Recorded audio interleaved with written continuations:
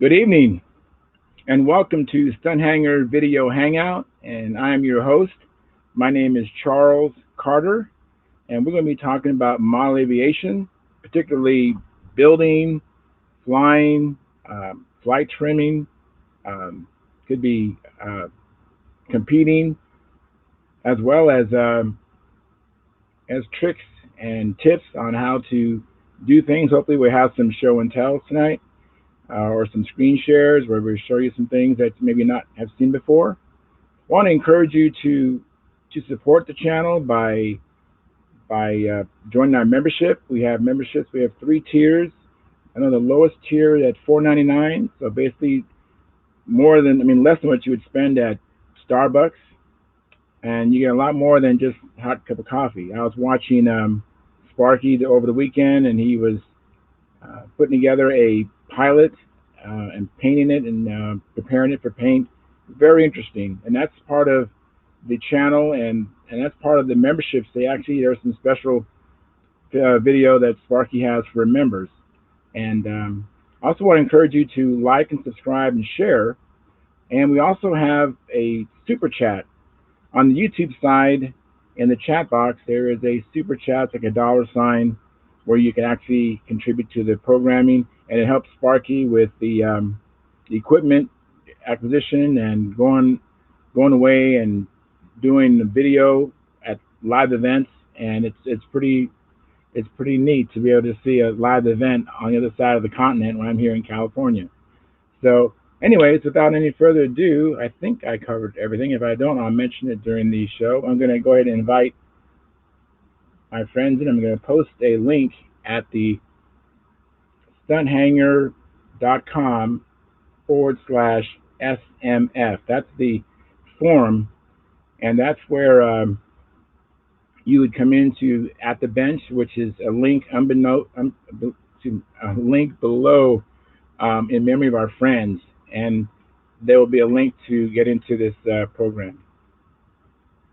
So, anyways, um, I hope they will show up. They usually do. I have some loyal friends that come in every. We do this every Monday and Friday evening, and like I said, sometimes we go a little bit past um, the time. We actually will end the stream at 9 o'clock roughly Pacific Standard Time, and then we'll continue to talk. We enjoy talking about model airplanes, and I hope you do too.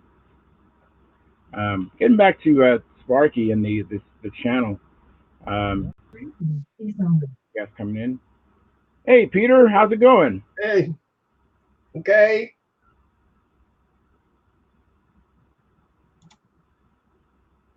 Uh, so far, so good. Good, good. I'm sitting there taping up my other wing rib so I can put it on the wing jig. Yes. So that wing jig is only good for one panel at a time. Yeah, the way it comes, yeah, it's good for one half of the time. Unless you have a short wing, it's good for one half at a time. So you build the two halves, and then you can use the jig also to join them together. No big Very deal. good. I see Gary Sinclair is either intentionally turned off his camera or he just can't get it to work.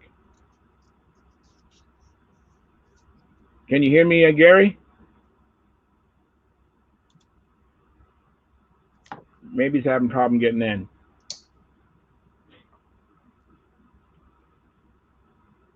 Have you been watching any of Sparky's videos?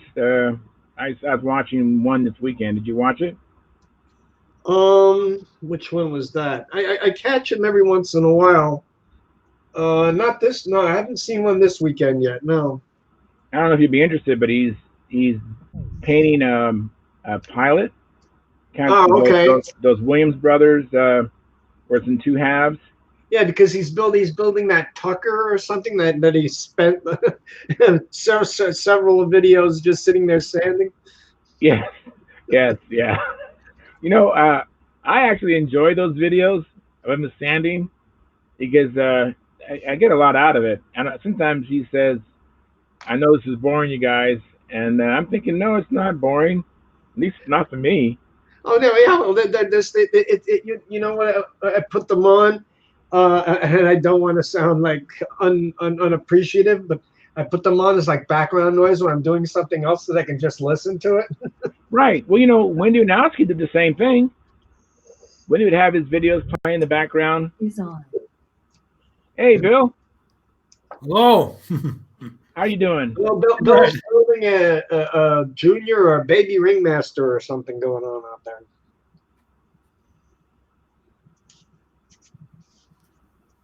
So you still working on that baby ringmaster, Bill? Oh, yeah. Yeah, Coming along pretty good. yeah. He was asking what kind of wing construction that was, and I had recalled somewhere hearing, I think, at least a term called a Lincoln log, but somebody's got a little more time and it can probably better apply to it. Want to hold it up a little bit higher, Bill? Sure. See it? Yeah, I don't know. Somebody said Lincoln log. Somebody said egg crate. And somebody said something like seashell or I remember Bob Hunt. I think he was saying D tube. I thought. well, Okay. I think D-tub is when you have sheeting and then And maybe a C tube then. yeah. Yeah, what it is that the reason I thought it was a Lincoln log is because the spar in the middle has got a slot that goes almost all halfway through the spar, a slot, and then the rib has a corresponding slot cut into it. That's again halfway, would be the halfway depth of the spar, and it kind of fits together like one of the kids' Lincoln log toys. It does. Yes. Yeah, and Nobler I was saying was kind of like that, except it doesn't have the spars on top and bottom. It just has that main spar which has slots in it, and then they kind of fit together because there's a slot in the ribs and there's a slot in the spar, and they kind of coincide Right. and they kind of almost lock together. Yeah, the nice thing about that construction, it's almost impossible to build it, build a warp in it. Uh-huh. Yeah. Hey Gary, how you doing? Pretty good. Hey, why don't you just can maybe forward that letter to me and I'll try it. Because I work off my computer and sometimes a lot of stuff and I just take it off. Maybe I just missed it. So after your that club, you got the letter going out. Oh, the nag, you mean? Yeah, maybe you can. Okay. All right. I'm with you. Yeah. Yeah. I wonder what Oh. what happened because I recited the email address to Al. Hi, Tryon. Hey guys. Trying. Hey, Eddie. And he said that this bounced back for some reason. So, but yeah, I'll forward you what I have. You can just see, yeah, if I can get it there. Okay. Yeah. Yeah. I forgot about that the other night, having to do something like that. Yeah. Let me see here if I can actually remind me later on. Remind me again, and I'll do that. So, Tryon, what you up to? I'm just trying to figure out how to build this prowler wing. It's a Bob Hunt wing. Hey, John. Oh, How you doing? Hi, John. Good. Yeah, it's too bad you wasn't on here Friday. You could have asked Bob right in real time. Yeah, well, Friday I was sleeping, trying to get wake up in the morning next day to go to a competition. So Right. Well, Mike Lonke had texted me. I guess he has some pictures he wants to show. Hey, Tom. cool.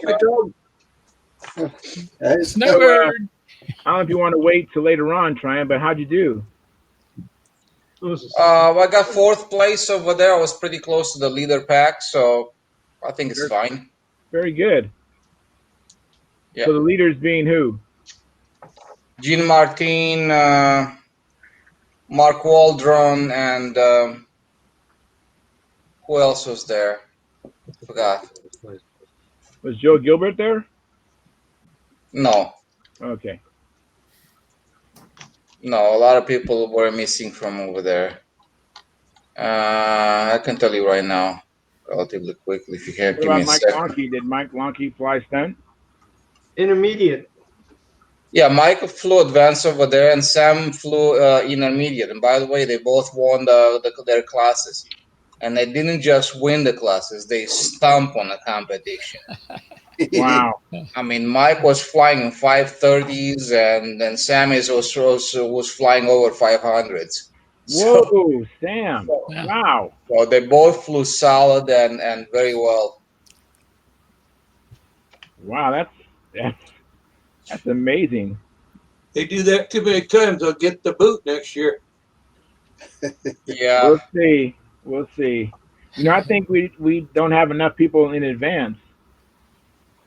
At yeah, least, it's kind of yeah. Okay, it was Eric Taylor. okay. So was both flights counted? Okay, so it's not like a one flight and one off or something like that. So both flights counted. So it was 1,075 for the third, 1,080 for the second, 1,095 on the first place. I was third and 1,061. Wow. Yeah. My first flight was kind of wasn't exactly the best. And the wind shifted on me 190 degrees exactly after I take off. Wow.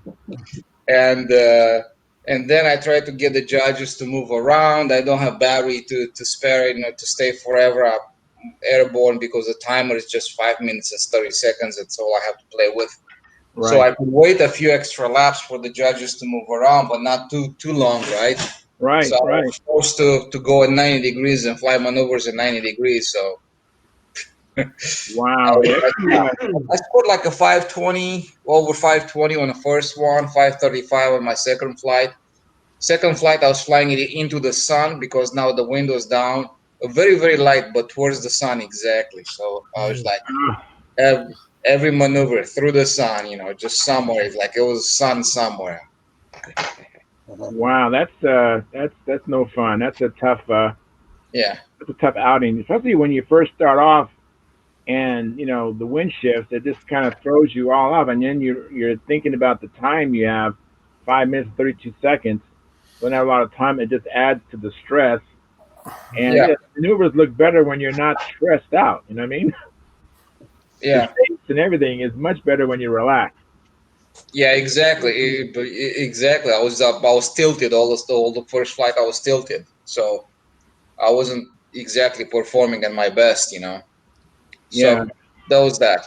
Excuses, for not for flying better, whatever you call it.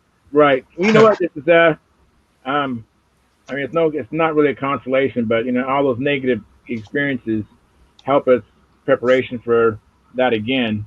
And next Oh time yeah, it of course. happens, you'll be more poised because this has happened to me before. And Yeah. yeah, but it's no fun, not winning. Hmm. You know, I've had I let people tell me, Mike flew my plane for the second time. "Oh wow, lucky Saw the guy." video. Yeah, he's got a video on Facebook. And by watching his flights, his official flights during the contest, his flight on my plane was much better. It was. It just was. Wow. Well, that's great. Yeah. Yeah, he was flying very hard, bouncing everything in an official flight, kind of like a little bit of waviness and stuff like that. But when he flew my plane after 5 beers and mowing 2 circles over there, he was very relaxed. And man, he burned it in. Wow, Well, that is I noticed watching that video, he was very relaxed on a couple of those bottoms. Looked like he was about 2 feet off the ground when he leveled out. Hmm. Probably exaggerated by the camera position, but it made me pay attention. Yeah. But no, he was very nice and crisp. I was watching them, and he was very nice and crisp and clean. I mean, and well defined. when you flew a triangle, there was a damn triangle on the other side. You know, you can see the path, you can see the size, you can see everything. You know, so it's and he said like he made the comment is go like, wow, this is a plane that flies better than I can. You know. That's what you So want. that's the position where you always want to be. You want to have a plane that's much better than you. Exactly. You can grow into it, right? If your plane is less than your ability, you are just killing yourself. You're held back. It's holding you back. You cannot make progress. There's no way. Absolutely. You know, it's no fun having to with some maneuvers, or just be having to really force the plane and fight it. Yeah. As if- And Jean Martin flew it, and also Eric Taylor flew it. And they both flew in a competition. They both flew Blue Maxes. oh, really? I'm excited to hear that because I actually just came into a Blue Max wing, a foam Uh-huh. sheeted wing, and No, this is the composite model built by what's his name? Chad, Kazminara. Yeah. yeah. Well, the Blue Max is his design, so I have the wings. Hmm. These are Yeah. foam sheeted wings, and I'm going to build a fuselage for it. And so I'm kind of excited. And I have plans for it already. Hmm. It's just down the road as far as when I'm going to get to it. Hmm. I get it. Yeah. But I'm excited for it because it's a smaller plane than my Strega, just to Hmm. kind of see what a top level smaller plane would feel like. So I'm kind of intrigued about that. Yeah. The funny thing is, like both of them in official flights, I could see them fly. They're all flying kind of a little bit bigger maneuvers, about 50 degrees or so, with soft corners into them. When they both flew my plane, the maneuvers got at the 45 degrees and much sharper Wow. instantly. I mean, just no question about it. You just Right. watch them and you see it, and then you recognize it right away. And Eric, in particular, he got comfortable with the plane instantly. He said, "Man, if I have two flights on this plane, I'll be competitive."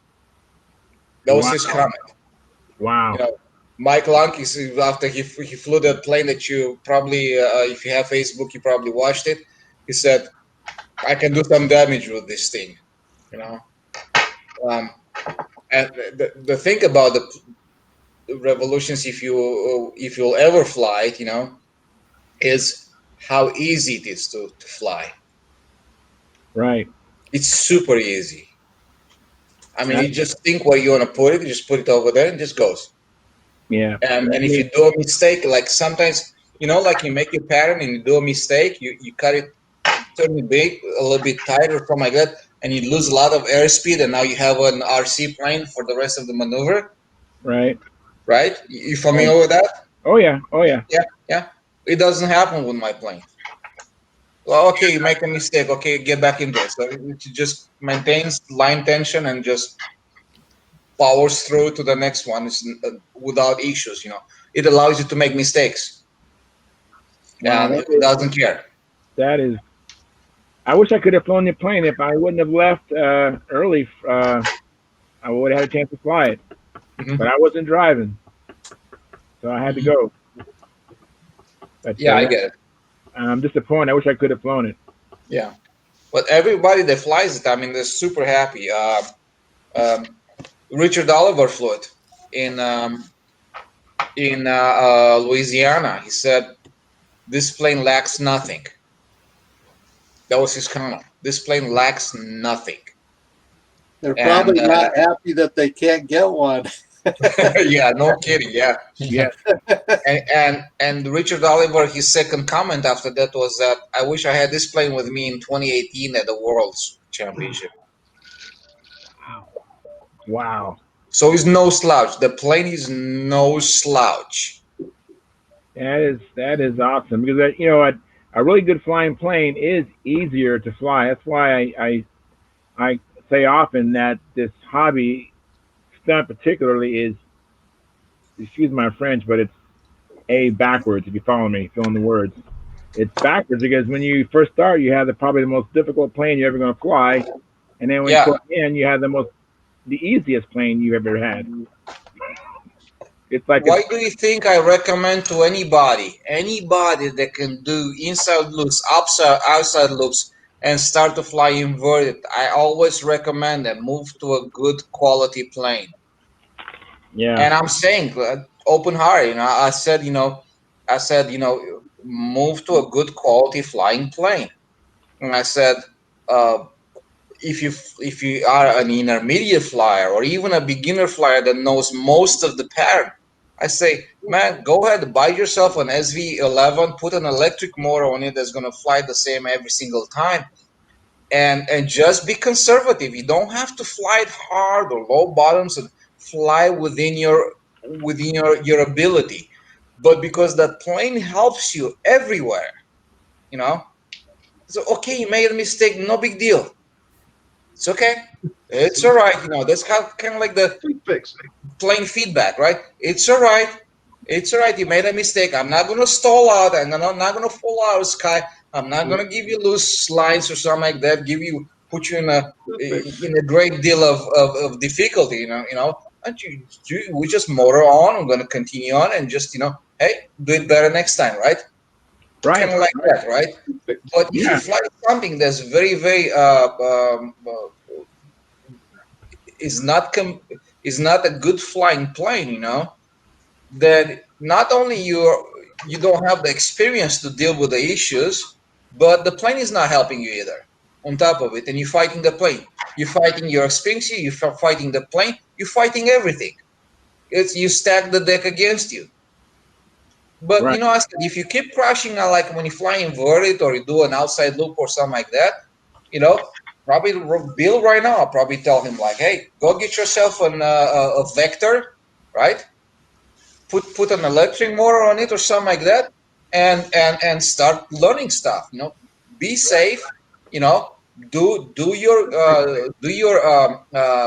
ground training before you even go, so you're mentally prepared in case shit happens, right? Of course you And you know how to bail out in a certain situations, right? Right. What if this happens here? What do I do? Just get yourself mentally prepared, and then the plane is going to help you. I Yeah, mean, if it's any kind of decent quality, I'm talking about an Oriental, a Vector, any 40 size plane, like a Twister. It's great. You know, I uh, agree. and I absolutely agree with you. and and another key issue is that you have to have a good motor run, a good engine run, whatever pick. You know, Right. Oh yeah. if you want to go IC, go IC, but you better know what you're doing with that motor so you have a good consistent run. If you want to go electric, well, a baby can deal with that stuff. So that's that. Yeah, I'll Let me shut just up. say I'll hi talk to too the much. guys on the YouTube side. Hey, Jack and Gerald and Jeff. Welcome. Thanks for coming in, you guys.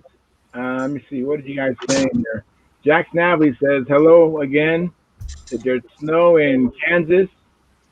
Building time. Thanks, Charles, for keeping the show going. It's good for me. And then Jeff Riley says hello.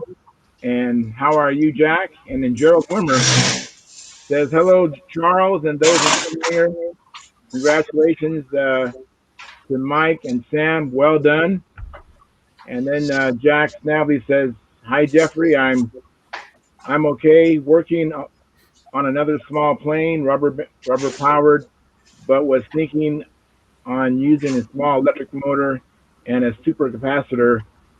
This one, in this one, have done this before and I like it." And then Jeff Riley goes on to say, "Sounds good. Should stay nice and light. That'll be great."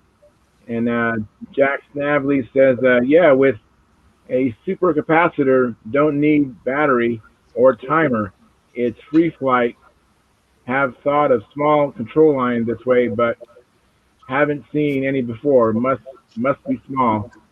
And then finally, I'm going to say here, Jeff Riley goes on to say, "I'd imagine I'm not much into electric stuff only because I'm too lazy to study up on it.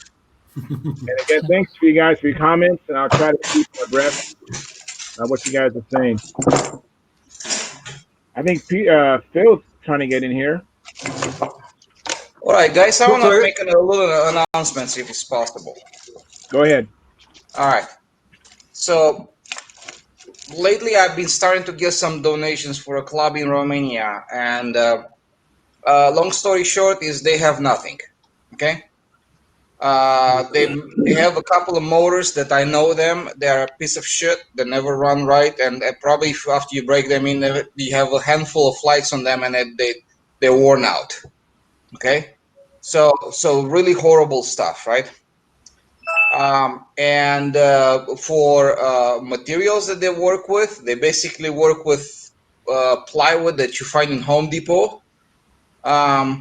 They basically work with spruce wood sticks that you can find them in. Sometimes maybe they cut them themselves on a bandsaw from a plank of spruce, right? So technically, this is what they have to work with. Don't have lines, they don't have handles, they don't have covering material, they don't have much of anything, right? So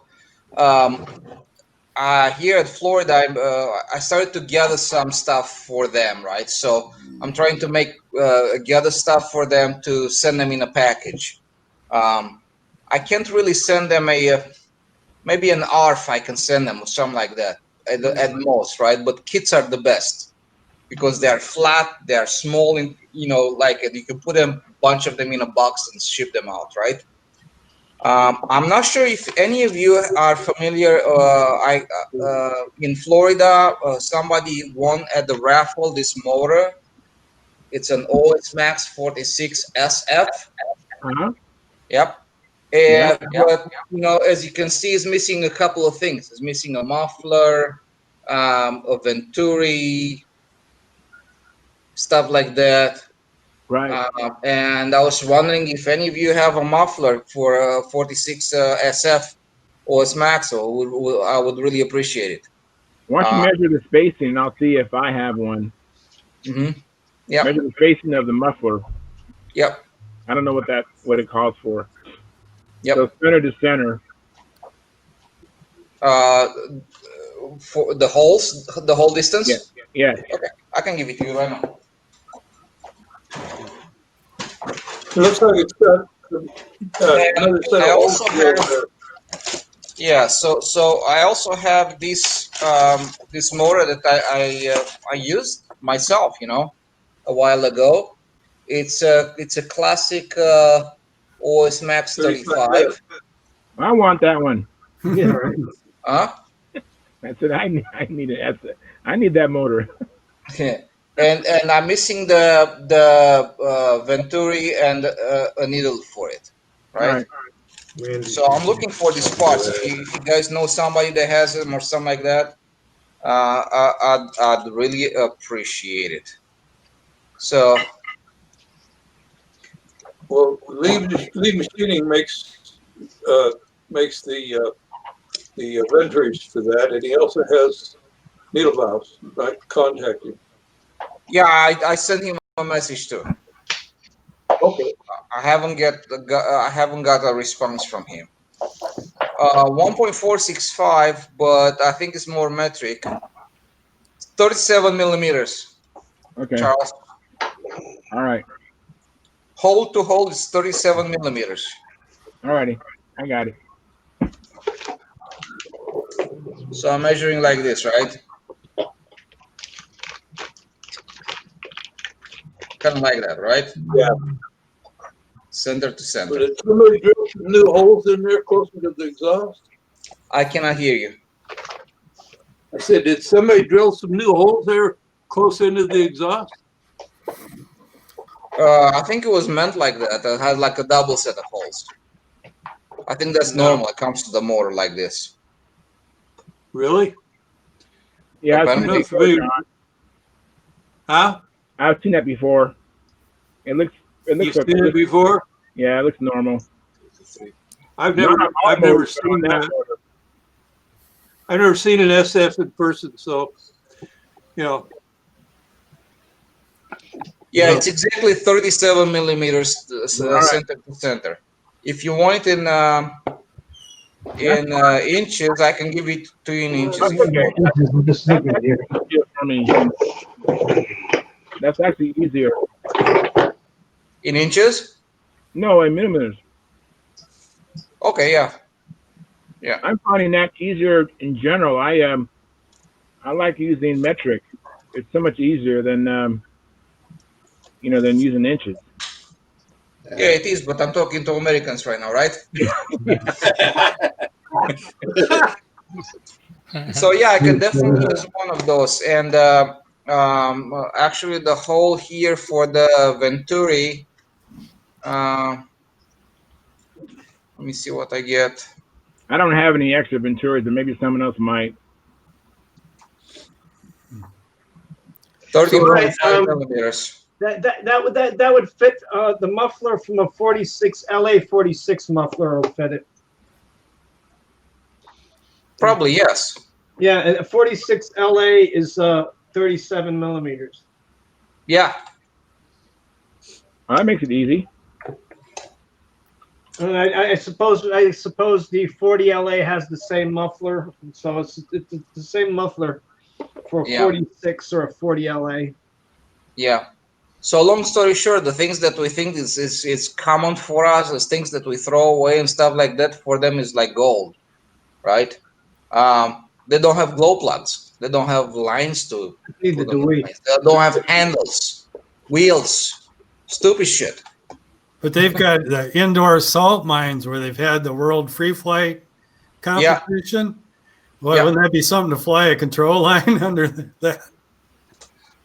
No, I don't think they do that over there because just to, I think it's like 100 feet high in those. Yes, Salt it's very mine. tall. I've been there. Actually, I visited the salt mines over there. Yes. Yep. So, anyways, guys, thanks a lot for for everything. Mike, particular, he gave a lot of stuff. So he's a very nice guy.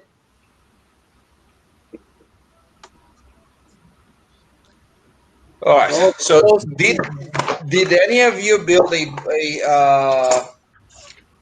prowler or a Bob Hunt foam wing?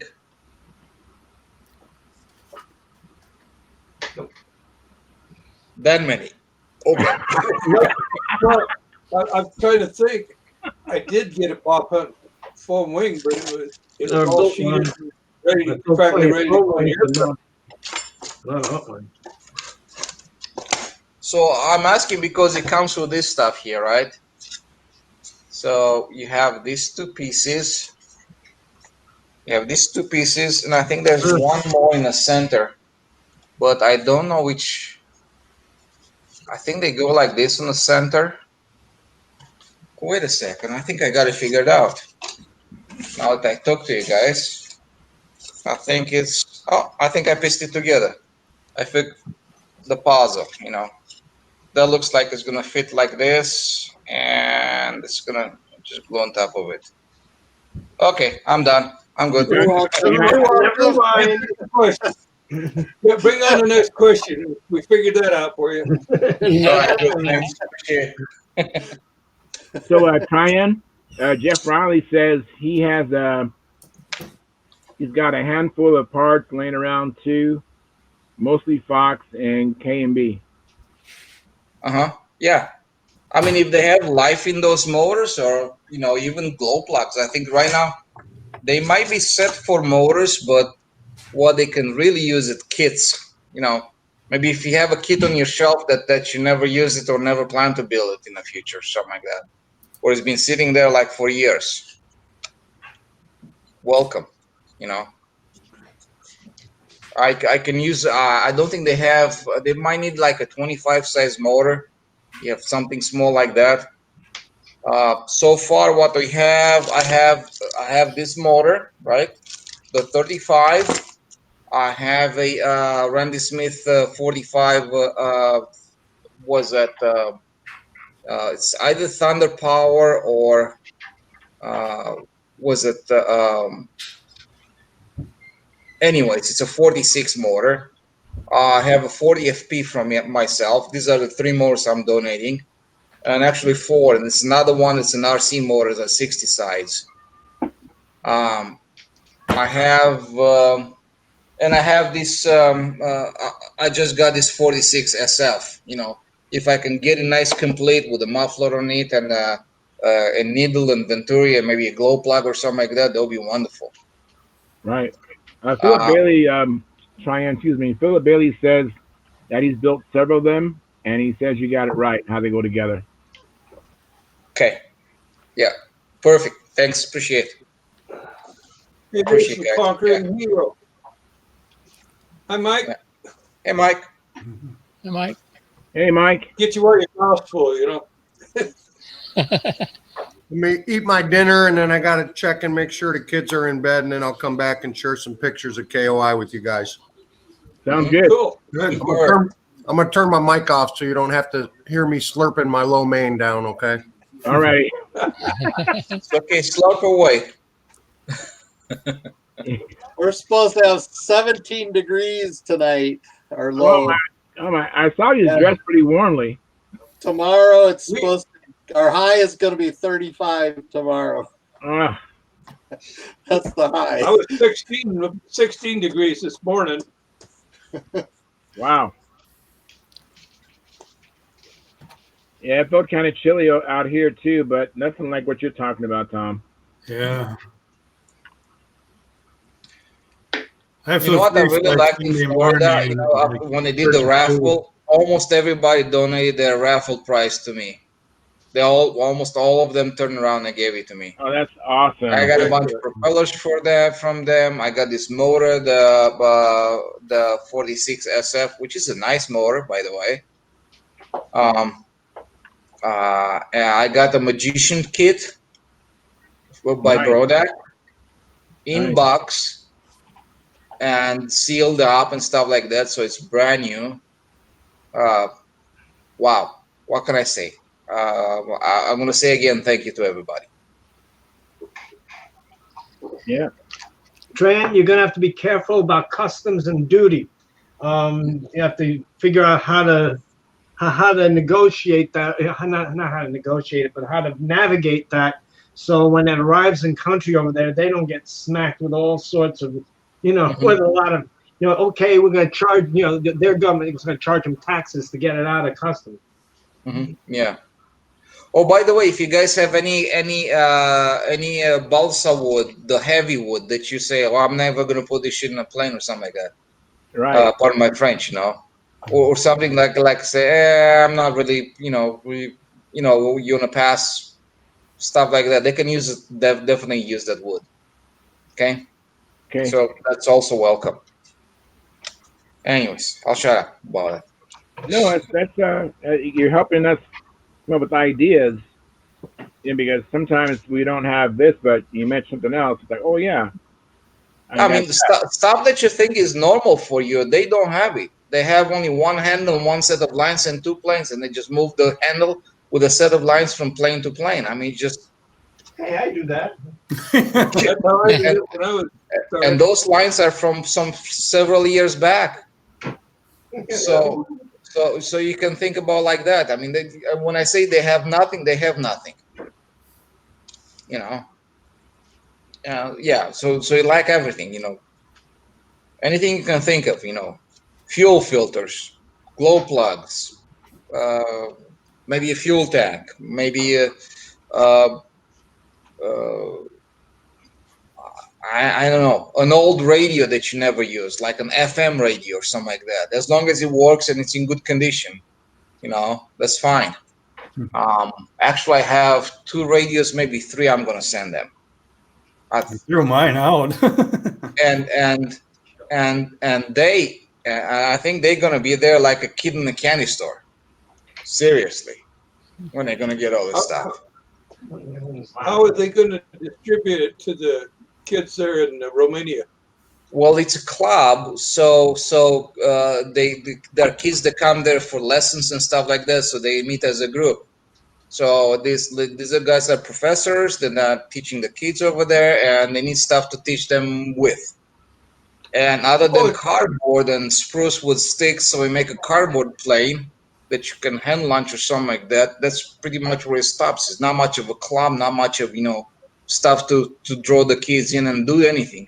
Besides that, they have competitions, where they go probably against other clubs with kids, and they compete with these free flight models mainly, um, like an A1 models type. Bill would know that what I'm talking Tow about. line glider. Yeah, tow line gliders, yes. And they also compete with the RC gliders, motorized with the IC motors on them, 15 size, I think. No, '09. They use the '09 motors for that, or '10 motors, 10 size motors for them. And then they do the control line stuff, and that's the only thing they do. And they have, but other than that, I was looking at, they showed me some videos, and I said, man, you know, they did string a chord with me, because that's the stuff I used to do back in 1987. And the technology back in 87 that I was using back there was even predated from there a few years even earlier, probably 1980s, with Russian RC controllers, where it's all or nothing. You hit a switch, and you can't even hit two switches at the same time. You have to pick one. If you own rather an elevator, you pick one of them, and that's all you get. So Wow. so that's the stuff they have. I mean, Stone Age. Wow. If I'm I'm so saying sorry. Stone Age, I'm So serious. sorry Yeah. to hear that. I mean, It's amazing simple there's that stuff. much interest, though. Yeah. Some used glow plugs, some, whatever, like glow plugs that's been sitting in your box forever, and you don't even know what the heck that is anymore. Wow. I mean, Okay. Doesn't make any sense. Yeah, all those right. are good ideas. So yeah. So yeah, I cannot really ship a build-up plane, because it's Oh yeah. counterproductive. It Yeah. just takes too much volume, right? Not even shipping it in the U.S. continent. You don't want to ship a built-up plane. Yeah. A And plane. Peter, I'm going to take that in account, what you said about the custom and stuff like that. There is that being said, there's a company in Atlanta that deals with that and does shipping to the. It's like a private shipping company that ships stuff all over the Romania, and you take care of the customs. They take care of the customs. They take care of, make sure that the stuff gets delivered to the door. Yeah, because it's not so much. It's not so much getting it there. It's that there's a certain, obviously, yeah, you have to know how to fill out the yeah, you need somebody that knows how to fill out the paperwork, so they don't get nailed to pay for something that some custom official is going to think is new product versus something that's big difference when it's used and new. Yeah. Or whether it's marked as a gift or not. So that's why I just mentioned it, because I had years ago I was shipping stuff to my dad in Hungary, Hmm. and there was a very specific way I had to fill out the paperwork, or you Hmm. would end up having. I was ordering stuff from Tower Hobbies and sending it over. Right, it was all brand new stuff. Hmm. But then I had to fill out the paperwork a very specific way. Yeah. Dad also said, don't put in any kind of new packages. Take the new boxes. Take it out of the new boxes. Don't put it in the new boxes. Just send airmail me the instructions or the manual separately, and Hmm. so he wouldn't get hit with a large duty fee when it came time to pick it up. Yeah, I definitely get that. Yeah. Yeah, yeah. So no question about that. Cool. Thanks, Pete. Appreciate it. So yeah. So Eddie, what you been up to, Eddie?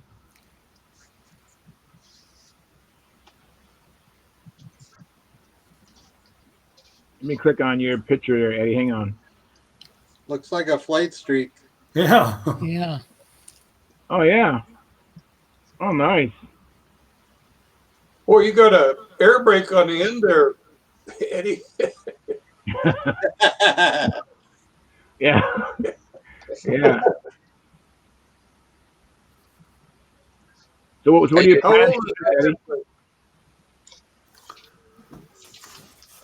I can't hear you, Eddie. Your mic's off.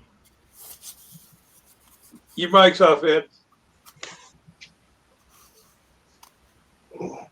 Oh,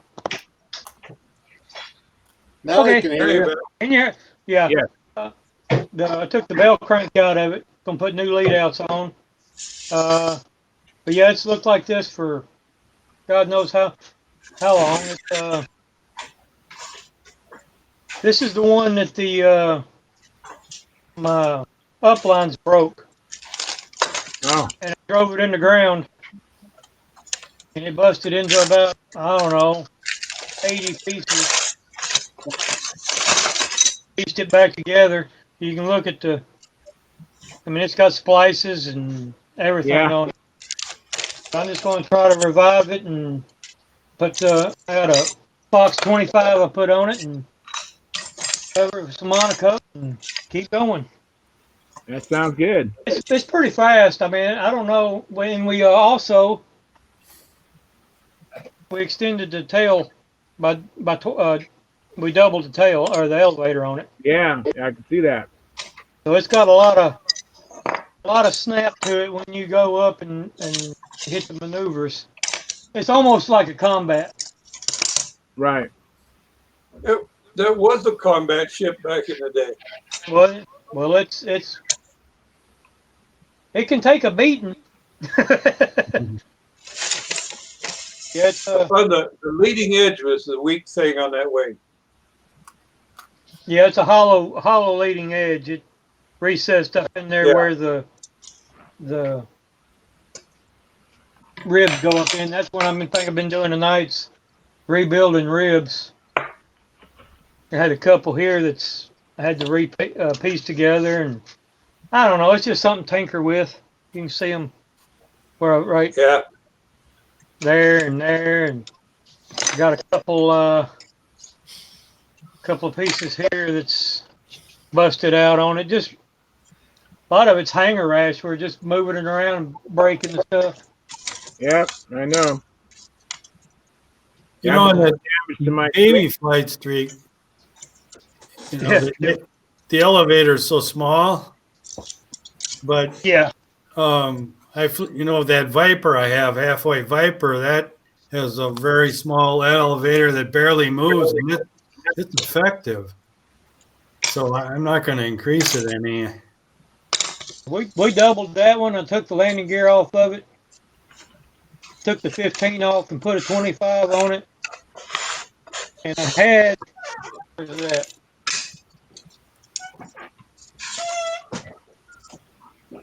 Took the landing gear off and had this I put this on it. It's What's that? just a skid. Oh, okay. Of course, the epoxy and everything's turned to rubber, and it wasn't holding. It's just coming off in pieces. Right. So I'm gonna put a new skid on it. Set the prop to where it's stops at 180, and like we did last time. Hopefully my lines won't break and it won't hit the ground at 80 miles an hour. Right. Yeah. Not many of them survive that. No. So where did the lines break at? The up line, where did it break at? I don't know. It's been 35 years ago when I flew that. It's been sitting like that right there for at least probably 25 or 30 years. Usually it's right at the wrap. If it's wrapped, it's right at the end. It broke right at the where my control lines broke, not the lead outs. So if you notice, still got the original paint underneath it where Daddy painted it. Wow. The original 3 colors, and then after it bit the dust, he just painted it red and put yellow monocoat on it and put it back in there.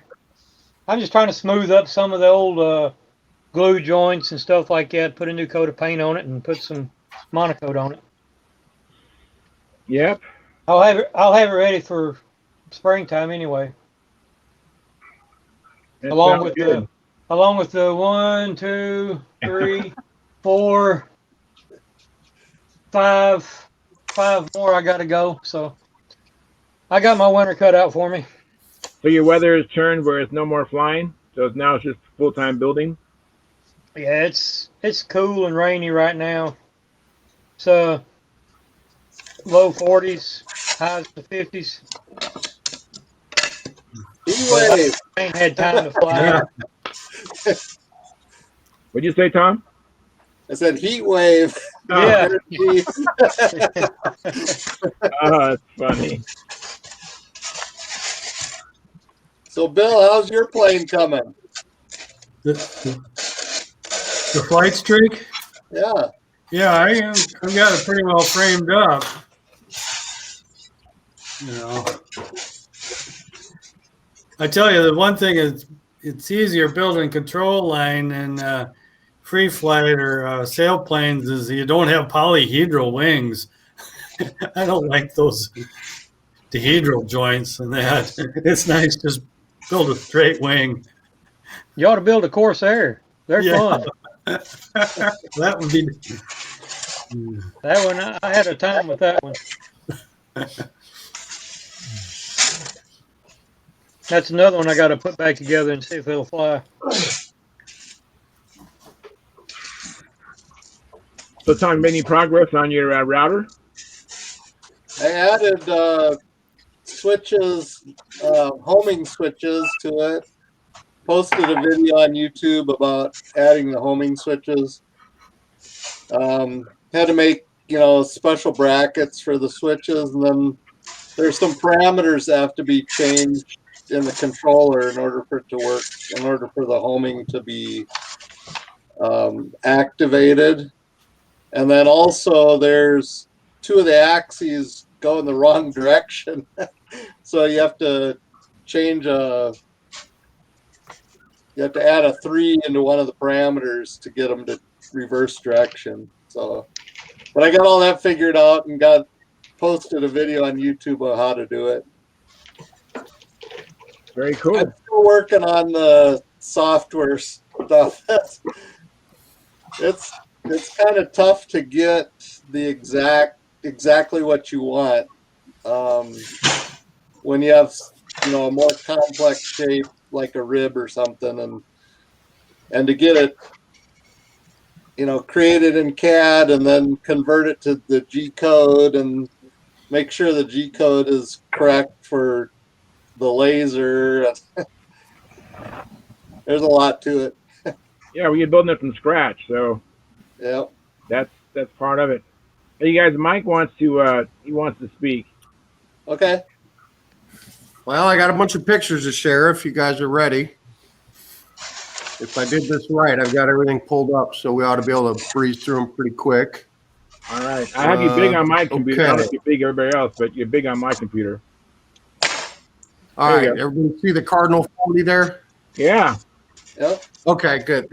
That was one that Gene Martin had for sale there. That was a Tom Morris airplane that was for sale. It was electric, unfortunately, but anyway, Gene had that. For how much? $200 he had on it, but he was open to offers, and it was really, really light too. Here's a Steris of Gene Martin's. He had 450 on this one. I think he had a PA-61 in it at one time. A little bit out of my price range. He didn't sell either of these while he was there, but always good stuff for sale at contests sometimes, Oh, yes. Yeah. There's Gene's airplane. That's his Blue Max. That's Gene Martin's Blue Max. Ooh, nice. Pretty. Yep. And there's that hunk of junk. We all know that. Yeah. How much are you going to sell that for, Cheyenne? I'm not selling it yet. Yeah. All right. I'm enjoying it way too much. There's Tony Onimus's El Diablo. He flew that in everything. He flew that in old time. He flew it in intermediate. And what else did he fly that in? I've got the blueprints for that. I'd like to see it fly if you had a video of it. I did not have a video of Tony flying that one. Did it fly good though? I mean, did Oh you see yeah, it? yeah. It flies really good. I know the elevator on the thing's huge, so it's got to have some response to it. Well, we can. I got pictures of the score sheets. We can look at those later, and you can see where Tony ended up with it. I think he did pretty well with it. Yeah, I've been wanting to build that, and I got the blueprints for it. So there's another Blue Max. I do not know whose airplane that is. I think that might be Ron Waldron's airplane. Yes, that it is. Yeah. Okay. And these are pictures from profile day, actually. But I just took pictures of all the airplanes that were out there. There's another Blue Max. Wow. Let's see. That's okay. Eric Taylor's Blue Max. That was Eric Taylor's Blue. Okay, we'll go back to that one because that's a different one. Yeah, that I like one. that one. That one is Eric's. So Gene and Eric were flying the same airplane. And Eric had some kind of PA in there. I'm not sure which one, what side. So this is one of Mike Waldron's old airplanes. It's Tom Morris P-51 Mustang electric, and Rick Osborne purchased that from him and flew it in the contest all weekend. Wow. Yeah, electric setup. Flew pretty well. That is Bob Whitney's windsurfer with a PA running on a header muffler in it. That got a round nose on it? Yeah, round fuselage. Yep. I don't think he had very good engine runs with it. I think he had crap in his tank or something. So yeah, something was definitely wrong with it because he never got a full flight out of that plane. Right. All right. Now we'll go to, all right, there's a good one. This is Alan Buck's Crusader. And Alan flew this. Yeah, Alan flew this in Pampa. He flew this in Pampa Advanced over his PA-powered, what did he have? Was it a Legacy or a Novar or something? I don't remember trying, but anyway, Alan flew this one. I think he flew it in old time, too, if I'm not mistaken. But that's yep, Crusader. Very good engine runs on this airplane, and it flew very, very well. It doesn't look like it would fly that well, but it flew really good. That is Jim Smith, our own Jim Smith of the Smith Brothers, who comes on here occasionally. That is his SV-11, and I believe that is one of the Waldron's old airplanes as well. That was either Mike's or Ron's that Jim is currently flying. Electric setup on that one. That is Dave Hallis's Scorpio. Electric. It is electric. You don't see too many of those. No. That's my SV-11 ARF. Nothing special there. But it wins, though. It does. And there's a boy playing with a rubber band airplane out in the middle of the field. We had some pretty good flights on the AMA Alpha. We actually were doing pretty good with it. We were getting 4 or 5 big circles out of it. It was going up, I don't know, 60 feet or so a few times. We'll get some better rubber for it. It'll be better. Okay. Is my screen still shared? Yeah. Or not? Okay. All right. So I'm going to try to play this video, and it's not flight video. It's just of some airplanes panning them very slowly. It should come through okay, but if it's bad, tell me and I'll stop it. All right. So these are all of Len Bechtold's Ringmasters. This is his Ringmaster fleet from an 010 up to a 120. So I just started it. Brought out his Ringmaster fleet. There's a little video there from smallest to biggest. There's a Ringmaster with an 010 on it. Not sharing, Mike. 20. It's not sharing. No. No, it's No. you. But it's a loop, too. I hear a loop. That's a Ringmaster. All right, let me try this again. Let me go back here. You have good weather? Yeah, we had a few storms here and there. How about now? Is that coming up? No. Not yet.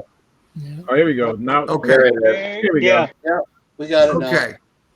All right. Let me back it up to the beginning. Is it playing? International Stunt Contest in Calvin, I guess so. It's Yep. slow. Wow, that is really teeny. Smallest to biggest. There's a ringmaster with an 010 on it. What do you fly that on 15-foot lines? 20. Here, I'll just tell you that's an 049. Then we got a junior with a 15. He didn't have a regular ringmaster, so he brought this one with a 91 on it. That's 1,000 square inch wing on that. Wow. Where do you see the next one? That's got an OS 120 on it. Wow. Like 1,400 squares. Wow. Okay, so I'll ditch that one. Let's go back to share screen. Did he fly all those? He did not fly the big one. He flew the one with the 90 on it in beginner, of all things, if you can believe that. He flew the beginner stunt pattern with. There's Sam with the giant. Wow. Can you see that? Oh, Wow. wow. Yeah, Sam can fly that. Huh. Yeah, with a rope tied to him. Man, that is huge. I'd have put an anchor on him because that thing will drag him through the sky. Yeah. He just He hang pretty on much to the leg and he just fly. pretty much doubled the plans on that, didn't he? With an 86 No, inch. no, that's a Pat King kit. That's actually a kit from Pat King. I think it's more than double, to be honest with you. So let me see. I've got another. Let's just see what this one is. Oh, okay. This is profile day. So Sam and I, we flew a bunch of combat while we were there. We wrecked these two airplanes. We took them into Ron Walden's shop, and on the bandsaw, we cut the wings off and glued them together and flew that airplane the next day. We made two airplanes out of one. Wow. Those were the two donor planes. Okay, hang on. There we go. So this is profile day, I think, here. That is Dave Hallis's airplane, and he crashed it. I'm not sure what happened, but it pancaked in and busted the wing pretty hard. Too bad. Yeah, because it's actually got quite a bit of dehedral in it, and it was flying really good. It was flying really good. I didn't see the crash. I just know that it did crash, and it impacted pretty hard, and I think the inboard wheel pushed up through the wing. There's the Mustang again, the other side of the Mustang. Tom Morris Mustang kit. There's the Scorpio again. Table he has there, or stand. Oh yeah, you want to see the stand? Yeah, Yeah, that's Bob Whitney. Bob Whitney has that. I think it's an old snare drum stand with the top off it. Yeah, I think it's actually for a drum. And then he built that little box out of MDF. And, the cradle's big enough to fit a variety of different types of airplanes. But, yeah, that's a good portable way to get them up off the ground for sure. Very neat. Sorry. Let's go back. That's Mike Waldron's Genesis, his Bob Hunt Genesis electric. That's the one that won the whole shebang. That won the contest. Really? Wow. In Pampa. Yeah, in Pampa stunt and the fly off, which I'll talk about in a minute. Yeah, but he flew very well. That's Eric's Blue Max. So that's the ringmaster that flew that. Len flew that and flew the beginner pattern with it. And that's like 1,060 square inch wing with an OS 91 on it. There's a lot of signatures on there. Is that Brodax? It's from Brodax. Everybody at Brodax signed the airplane the first time he flew it in beginner. Okay. Mm-hmm. And then I think, he lets people still sign it whenever it's out and around. If you don't have your name on it yet, you sign it. And there's the Giant. 70-foot lines, he flies that one. But I don't think he stunts it. Everybody recognize that? That's it's a cardinal. That's Bishop, right? That's that Cardinal I picked up in that deal from Facebook Marketplace. I took the Trouble Star 40 off it and put a Dixon LA 46 on it. We test flew it on Friday, and then I flew it in profile on Saturday. I came in second in profile, which I was pretty happy about because there was no skill classes. It was, just an open event. It was advanced, expert, intermediate, everybody flying in the same event. So Sam came in sixth in profile, so he wasn't last. That was good with his Pathfinder from Dale Berry, but he wanted to try this out. So we flew it Saturday afternoon a couple of times, and he decided he wanted to fly this plane in Pampa Intermediate on Sunday, and he did, and he won with it. Wow. And I mean, not by a little either. He won. There's a electric Pathfinder that Ron Waldron. That's Ron right there. This King Orange is held on a private airport, and Ron lives on the airport. He's got a hangar and a house on this airport. Wow. But that's a Pathfinder he had hanging up in his garage that he gave to Sam. So nice. Came home with another one. All right. Can you see this screen? Am I still sharing? You was a second ago. I don't know what happened. No. I saw a black screen. No, you're not sharing right now. Okay. All right. I know what I got to do. I got to go back here and do this again. Let's see. Which one is this? Oh, that's just Sam getting his first place for Pampa. Nice. That one. So get rid of that. Did that one come up now? Can you see this one? Yeah. Yep. I got scoreboard. Okay, you got scoreboards. So there's all the scoreboards for the weekend. Warbird stunt. I don't see the scoreboard yet. Just see You you. don't. No. No, we saw Okay, the all right. saw the award, but we didn't see the scoreboard. Okay, all right. I got it. This is the last one, guys, and then I'll shut up and go away. You got that? Yep. Now it's up. Okay. There's Warbird stunt. Now, turnout was low, guys. There was, it was COVID, kept a lot of people away. So they said that they had about 30% of the participants that they had last year. So, I mean, the participation was really down. So there's Warbird. There is Old Time Stunt. And so Tony took first place with that El Diablo in Old Time. Cool. Yep. Matter of fact, he had the two highest scores in Old Time, his first and second flight. So, Nostalgia 30. I can't really make out first, second, third, and fourth. You have to look at the. Looks like Alan Buck won it. Rick Osborne second, and Dave Hallis third. Ron Waldron fell down. No, he didn't fall down. He crashed his airplane. He was doing outside, and he hit the ground with his airplane. Oh. Yeah. He said he lost his balance. Lost his balance, yeah. There's profile.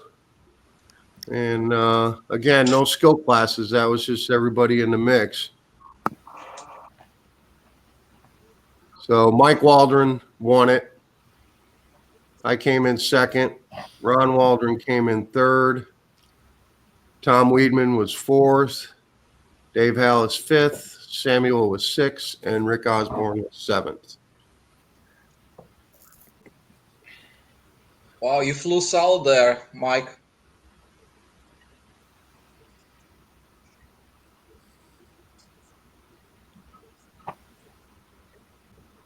Intermediate on Sunday. with my boy Sam at number 1. Look at that, man. 509, 511. Those are his first 500s ever. Wow, So, fantastic. pretty proud of him for that. Yeah, he didn't just beat them; he stomped on them. Mm-hmm. And Eddie, Tony flew that El Diablo in intermediate stunt as well. So he, that's no slouch of an airplane. He put up some 507? No. Yeah, that's pretty good for an El Diablo flying the Yeah. full pattern. For a no flap airplane. Yeah. There's advanced. Mike Lonke first, Dave Hallis second, and Ron Waldron third. Alan Buck came in fourth. Wow, very good. Did good. 536, Congrats, Mike. 527, solid. And finally, the big tomato expert stunt, Mike Waldron, Gene Martin, and Eric Taylor. Let's see, Tryon in fourth, Jim Smith in fifth, and Bob Whitney had 2 crappy engine runs on his airplane. So that was that for him. So that's it. Scores and pictures. That is great, man. Appreciate Yeah, it. thank you. Yep. We had a good weekend. It was a lot of fun. I tell you, man, 2 contests and 2 weekends. I drove about 2,200 miles, and we were gone 3 days last weekend and 3 days this weekend. Well, 3.5 really. I'm tired. I'm glad El Dorado's not next weekend. We get a break. We get to stay home 1 weekend, and then we'll finish out the season in Arkansas in 2 weeks. So, Mike, are the trophies close by? Yeah, I can grab them. Yeah, they're nice plaques. Nice plaques. Or plaques? I see them. That'd be great. Thank you. Oh, I got the Concourse of Elegance there. Oh yeah! Oh, congratulations, Brian got the pilot's choice. That's right. That's right. Because it wasn't just about BOM. I mean, it was creativity, and the guys that had pre-built airplanes, they could enter it, but that was taken into consideration. You could enter any airplane in the concourse; they didn't care, but they have a different set of criteria for judging there. So, Tryon got it, I think, for all of his engineering, for all the engineering smarts that went into the airplane. He deserved it. So Phil still can't get in tonight, huh? No, he doesn't know why either. It's because He you're blocking. can't get in on his computer or his iPad. Because you're blocking. Jeff Riley says that ever since we went to 8x8, he can't get in either. So I don't know what's unique about 8x8. Well, they're using Apple stuff. Yeah, the Apple products. Yeah. Nothing in common there. I don't know if they can use a different browser on Apple or not. Is it possible to do a different browser? What browser does Apple use? Do they have their own, or? They do, but you can use others. I'm on a mini Mac, and it's working fine. Hang on, guys. Let me click on Mike Lonke. So that's the second place for profile. Nice. There's first place for advanced. Oh wow, it's nice. Yeah. Beautiful. And Sammy's first place intermediate. Beautiful. Yep. You know what I'm thinking? I'm thinking if Sammy was flying advance, you probably you guys go first and second at least. Well, I don't know. Maybe he was flying pretty damn good, man. I mean, Yeah. he was drilling his bottoms really, really hard, and I don't know, something's really, really clicked with him in the last couple of contests, and he's. Mm-hmm. I told you they have to turn 12, Mike.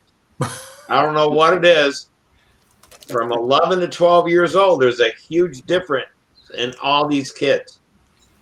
He's got the eye of the tiger, man. He's not taking any prisoners. Oh, something else that was really cool too that they did, and I had a picture, but I couldn't find it. So what they do at King Orange, they take the first placed advanced guy and the top 3 experts, and then they have a fly off for the perpetual trophy that they have, right? So, and I made the cut to go do it, but I had already packed the truck because I thought I was done flying. I didn't know that they did this. Right. So I had already everything was already packed up in the truck because we were ready to go. But so I told Jim. Jim asked if I wanted to participate. I said, "Nah, is it okay if I skip it?" He's like, "Fine."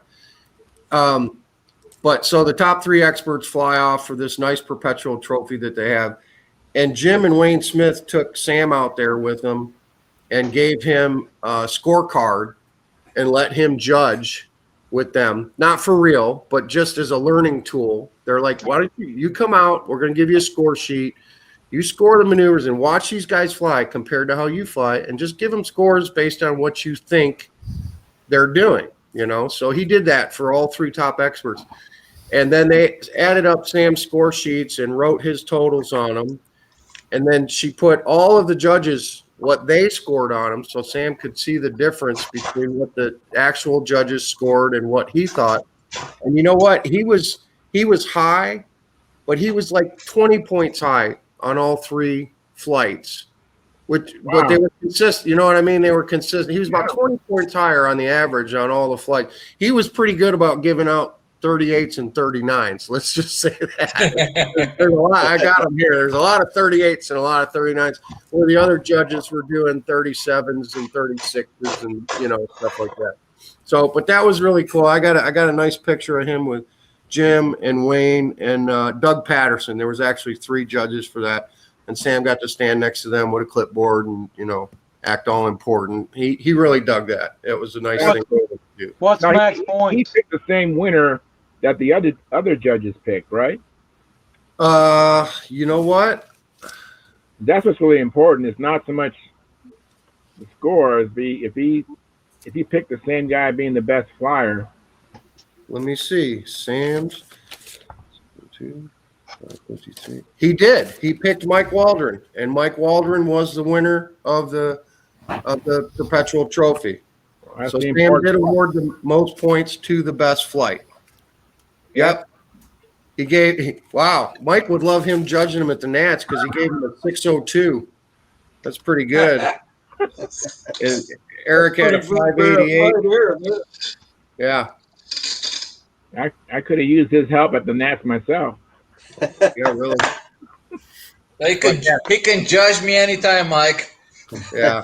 No, I think that was a good experience for him, just watching the maneuvers from the judges' standpoint, and especially watching experts fly. Now he's going to have a real good idea of what the shapes are supposed to be and where 45 is.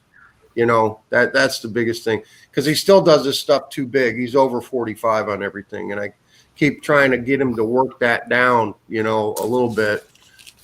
His bottoms are fine. I don't have to coach him on the bot. If anything, he's too low on his bottoms, I think. But Hey, Mike, yeah, you might want to let him know that when he starts kicking your butt, he's going to have to start building his own airplanes. I'll tell you what, man, I'll settle for him getting a driver's license and start driving us to some of these contests, man. That's what I really need. I need You a gotta road. remember, you get that driver's license, and them young ladies start gathering around. Well, yeah, I don't know, but no, I'd be perfectly fine with him beating me in contests. That I'd be okay with that, and I don't think it's that far off, man. If he progresses as much next year as he did this year, I don't think there's going to be any stopping him.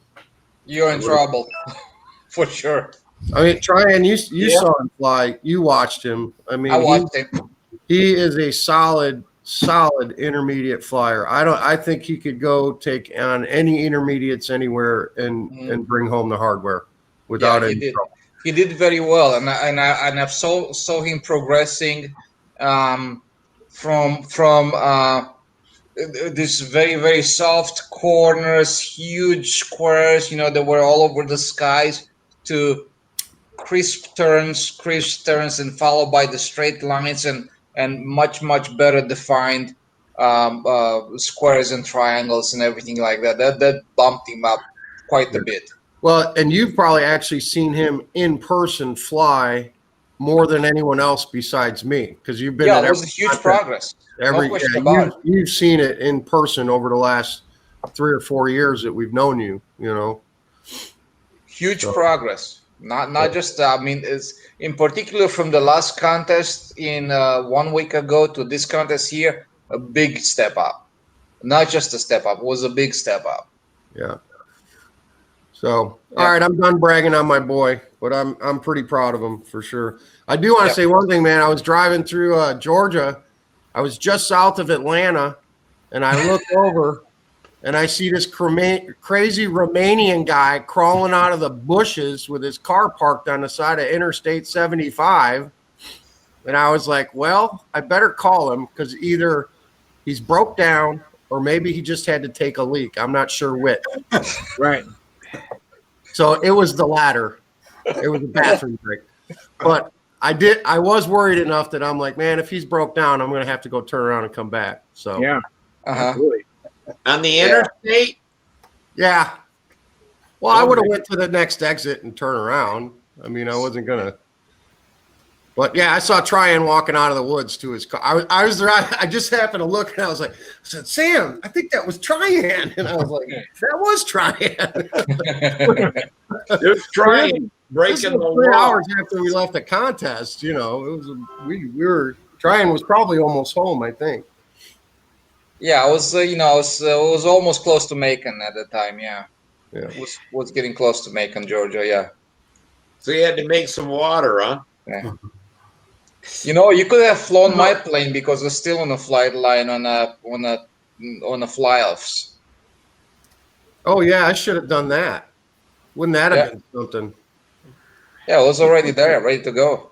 Yeah, I don't know. I was still pretty nervous flying it the second time. I don't like flying other people's planes, man, but you know, a chance to fly that. Especially when it's a $3,000 airplane. Exactly. That's what Samantha said. Wasn't the 5 Bears, was it? No. That's probably what made me agree to do it. I was like, yeah, okay, I'll do it. I was conservative on the pullouts though, on the wing over. You know, I drove it a little harder than I did at Canton, but I still didn't fly it like it was mine. You know. Yeah. Mm-hmm. You drove a but couple you know what, of Mike? I watched the video carefully after that. And I can honestly say your flight with the Revolutions was better than your flight in a contest. Hey, Phil, you made it. Okay. What were you saying, John? I said it looked to me like you drove it pretty hard in the bottom of some of those squares. One outside square. Yeah, I was a little close there. You're not afraid of the ground. What the heck? No, I wasn't afraid. I wasn't. Damn, Phil. You know. finally got on. I can't believe that he blocked you for so long. Oh, there he went. Oh, is he gone already? Shit. Is he gone? I still see him. We didn't get to even say a word. Oh, he's just frozen, but I still see him. You run him off, Steve. Well, what it was is Charles didn't see him come in, and he hit that button real fast and kicked him back out. It has to be something. Remember, Bob Hunt couldn't get in on 8x8 either. No, I don't remember. Yeah, he was using Apple stuff, and it kept booting him all the time. And then he said he couldn't get in sometimes. But I like 8x8. Dennis, I think. Denny. Wasn't that Denny? Was it that? No, I know Bob. I don't think Dennis uses Apple. Oh, okay. Oh, can I add one more thing about KOI? One more thing I forgot. What's that? So, you know, Sam and I, we flew combat Friday a bunch. well, actually, we were the lunchtime show on Saturday, and then we flew a bunch on Friday, and everybody liked it so much. Wayne Smith's sister, I believe, she helps put that together. They want to have combat there next year, but not an official combat event. They want to just supply airplanes, and anybody who's there that wants to go out and get on the handle can go out and fly matches. So we had a long talk with her. I'm going to supply the motors, the lines, and the handles, and she's going to order a box of 10 Russian ready-to-fly combat planes, and I'm going to put them together and bring them to the contest. And anybody who wants to fly, it'll just be a fun event, not for points or trophies or anything like that. Just anybody who wants to grab a handle can go out and fly them. So the Smith brothers are going to provide airframes, and I'll do all the other stuff, and we'll have 10 airplanes, 10 brand new ones there ready to go. So I think maybe we can suck a few stunt guys over the dark side for a little while anyway. So what you're saying is there's going to be 10 matches. Consider myself sucking to the dark side. 5 matches, yeah. 5 matches. So you better sign up and be one of the first 5, I guess. Yeah. Well, I think you got to think about tying a streamer on the back of them stunt airplanes. Do it that way. Yeah. That should be what wins you that trophy. There you go. I done. Tie a streamer on the top 3 and have them go at it. I do that. So, you guys, Jackson Abbey said, "Good night, guys. Great show. Thanks for sharing, Mike." You're welcome, Jack.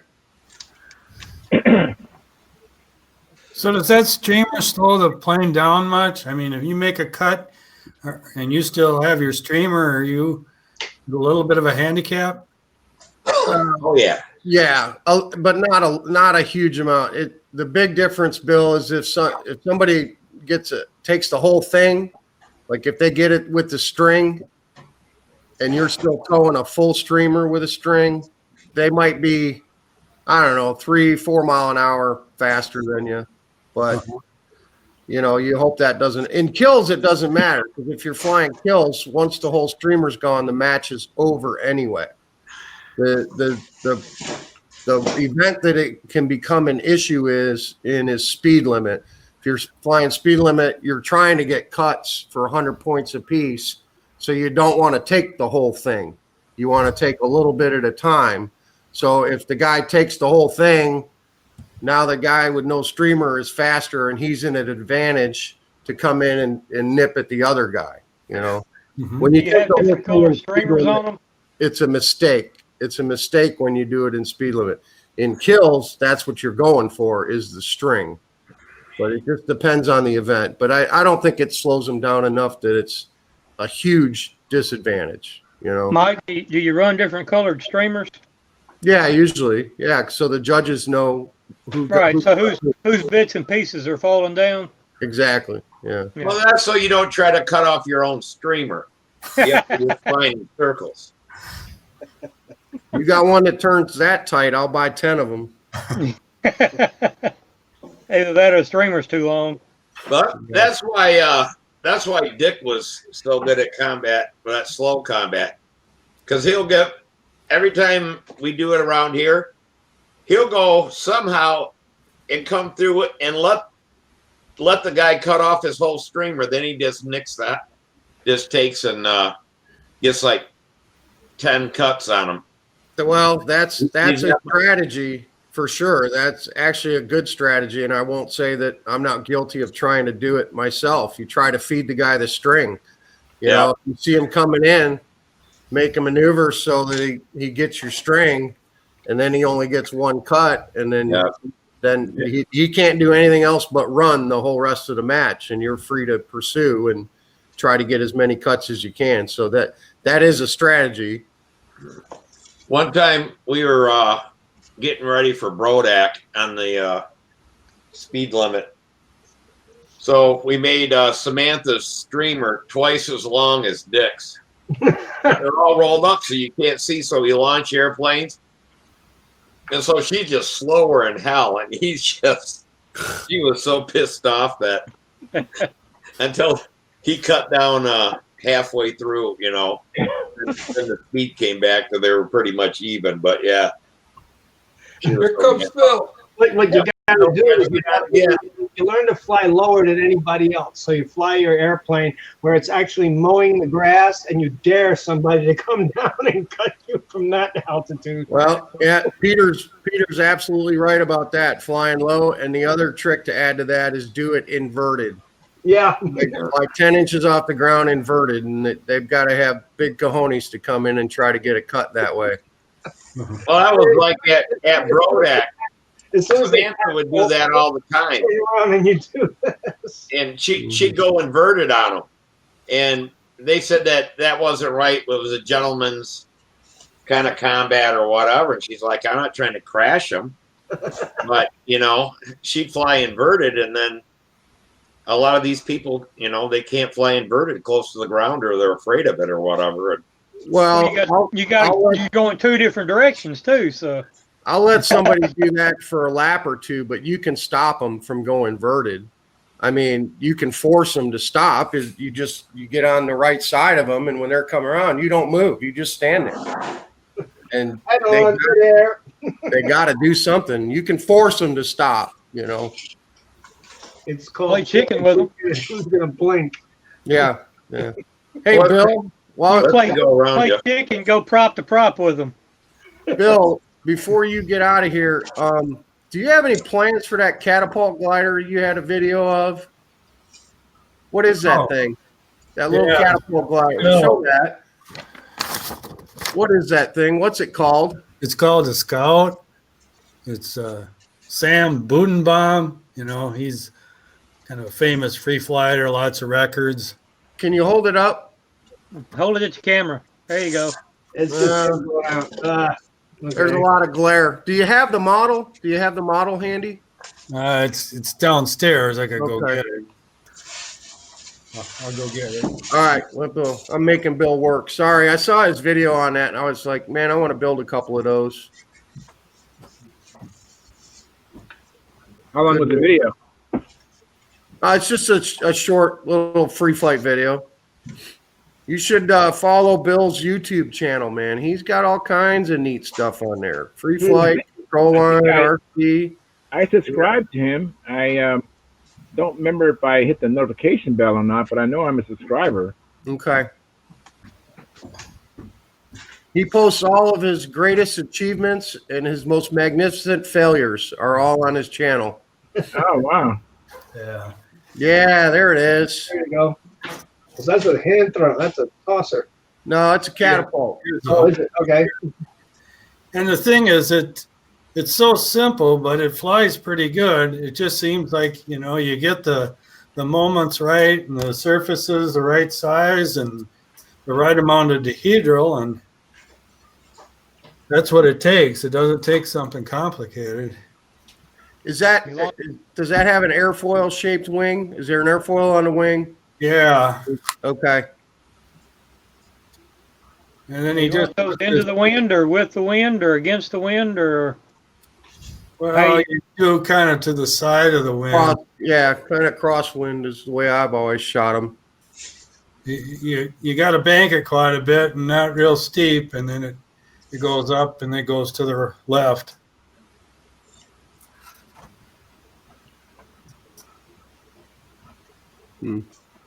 Well, it's pretty cool. I want to build one. Maybe two. Probably 4 with Sam. Yeah, maybe 6. He's hard on those things, man. He's hard on hand launch gliders. Speaking of little planes like that, did y'all ever have the contest of the little planes you were going to build?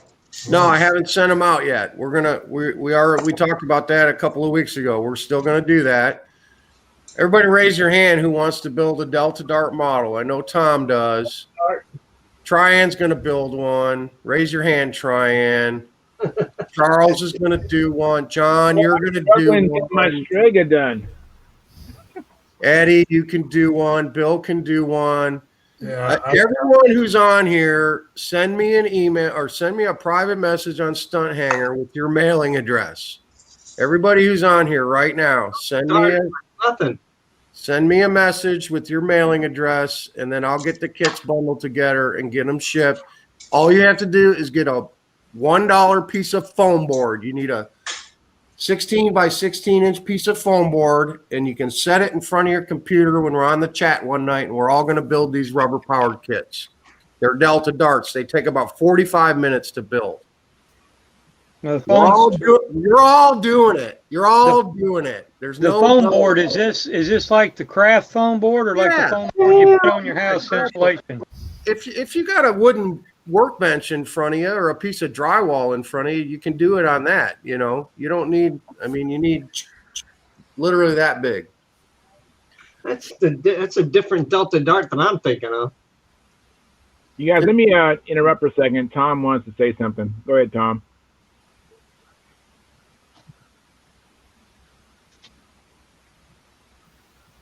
I think Steve just waved goodbye.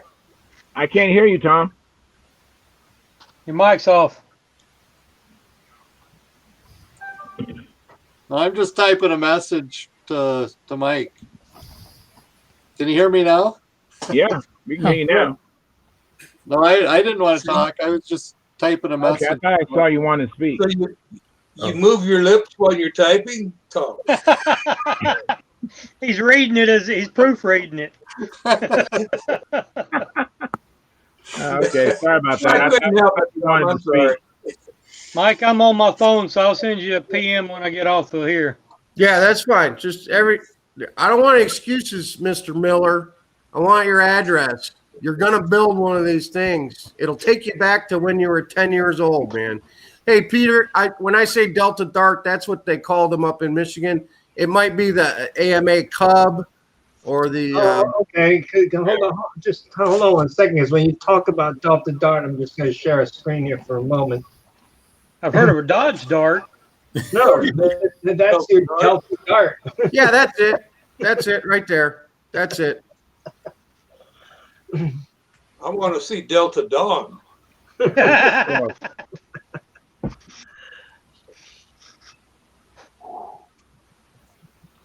If we ever get Gary to wake up, maybe we can get his address. I think you woke him up. Hey, Gary, are you going to build a Delta Dart? Delta Dart? That one that Hold on. we're all going to play with? Yes. Yeah. Yeah, I need your address, Gary. You got to find a way to give me your mailing address. Either Delta Dart. through Stunt Hangar or email or something like that.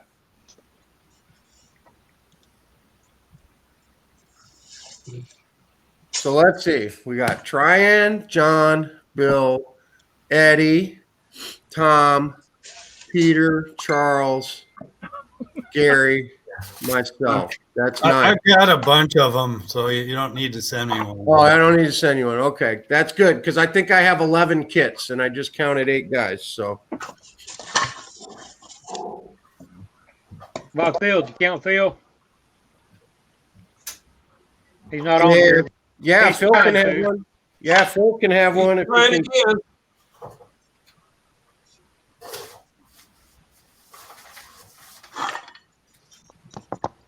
Yeah, that's going back a ways.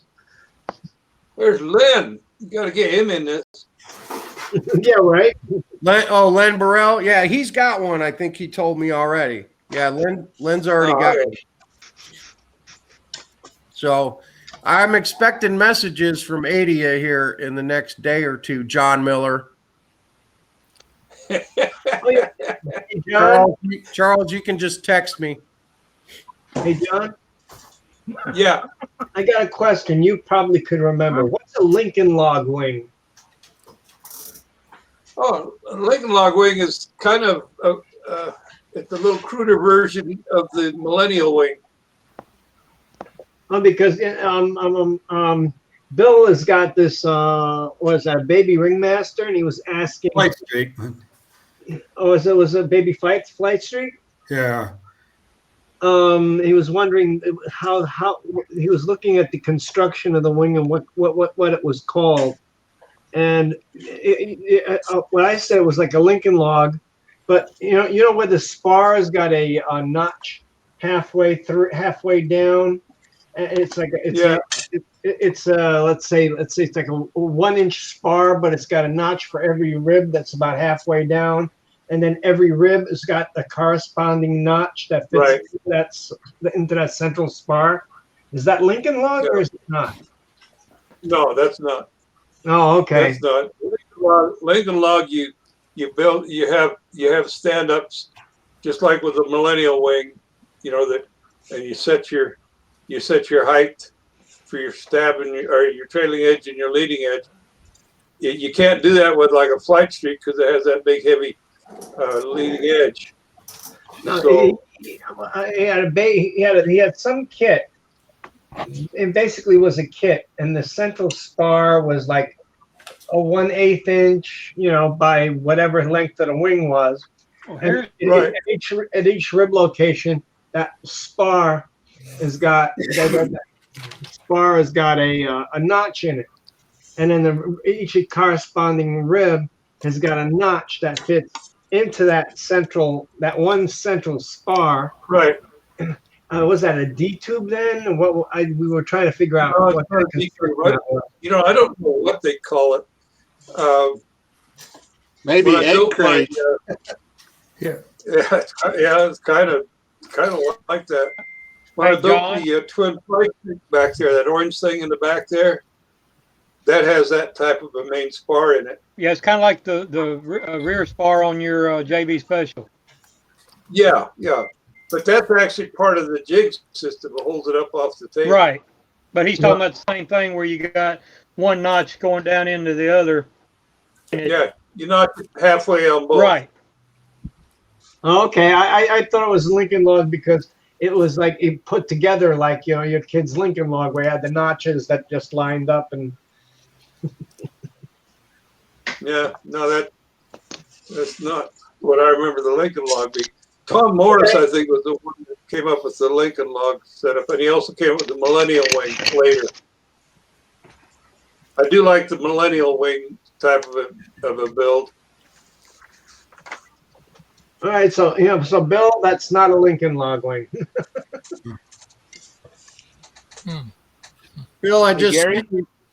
I'm sorry. Gary, I just sent you the email, Gary, of the NAG. So check your email, and then you could forward that. You could see Al's email, and then email Al so he can go capture your email. Who talked to Charles? Oh, I'm sorry. I was talking to Gary Sinclair. So what do you want me to do? Oh, okay. I sent you the NAG. Oh, okay. In the NAG is Al Heiger's email address, and maybe email him. Maybe he'll capture your correct email that way. Yeah, okay. It might just be a character off that when I said it to him, he had something different than what the actual one was. So, all righty. Sorry about that. Mike, what was it you said I had one of? The Delta Darts. We're going to start sending out kits for that, and you said you already had one. We're going to do that build here coming up.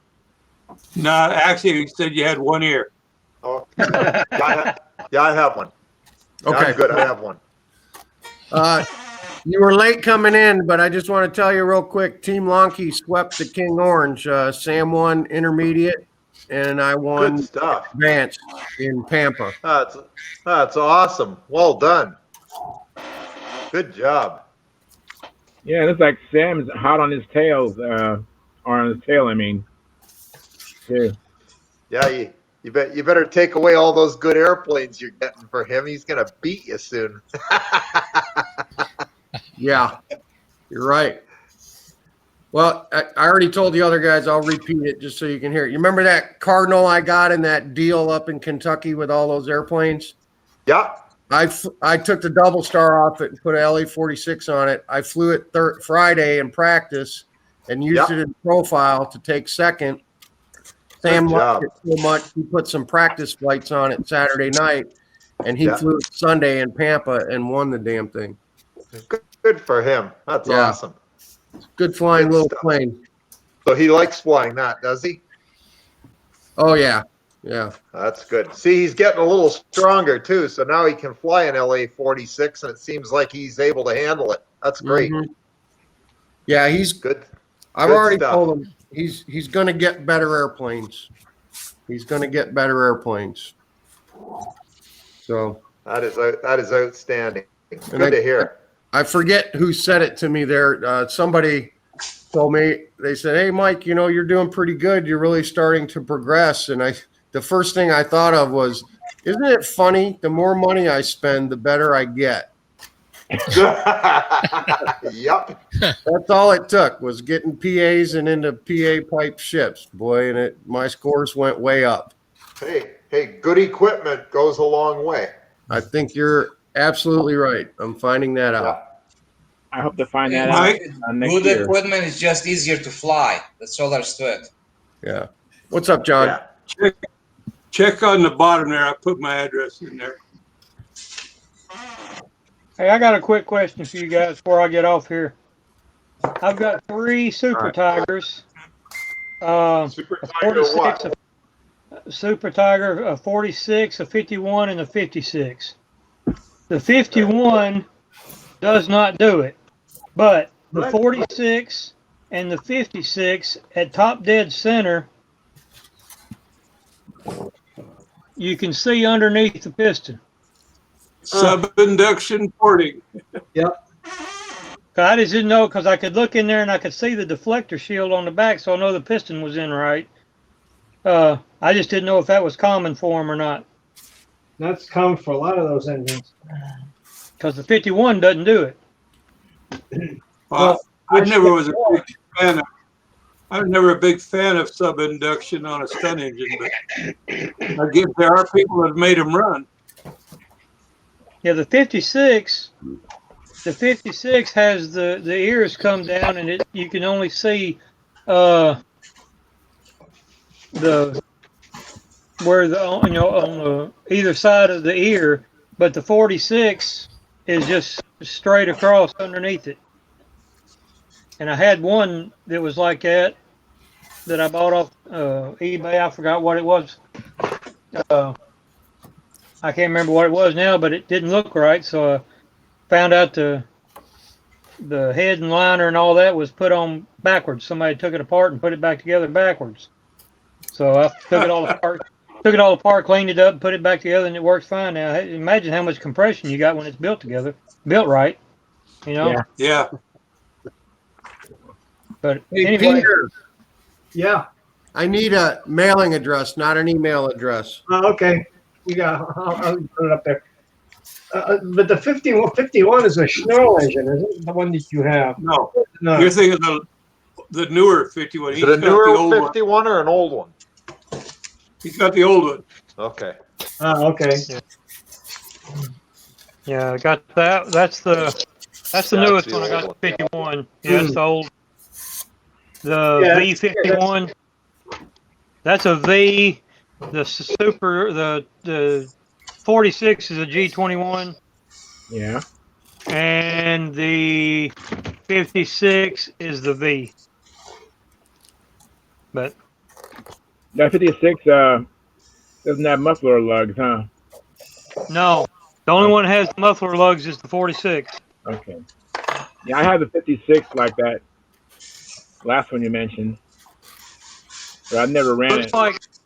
Looks like the 56 has got the center hole. Maybe it was an RC and had the baffle on the. Yeah, it does look like that. Maybe the baffle on the exhaust for the muffler or for the throttle. Yeah, I have a 56 all set up for a stunt. I just haven't ran it. All right. Well, I got to get to bed. I got to get up in the morning and go to work. So I'll see y'all later. Hey, thanks for coming in, Eddie. Mike, I'll send you a PM on that address. Okay. Take care, y'all later. Eddie. See you later, Eddie. Yeah. Charles, I need yours. You need my address? Yeah, you can either text it to me or put it in the chat box, whatever Okay. you want to do. Alrighty.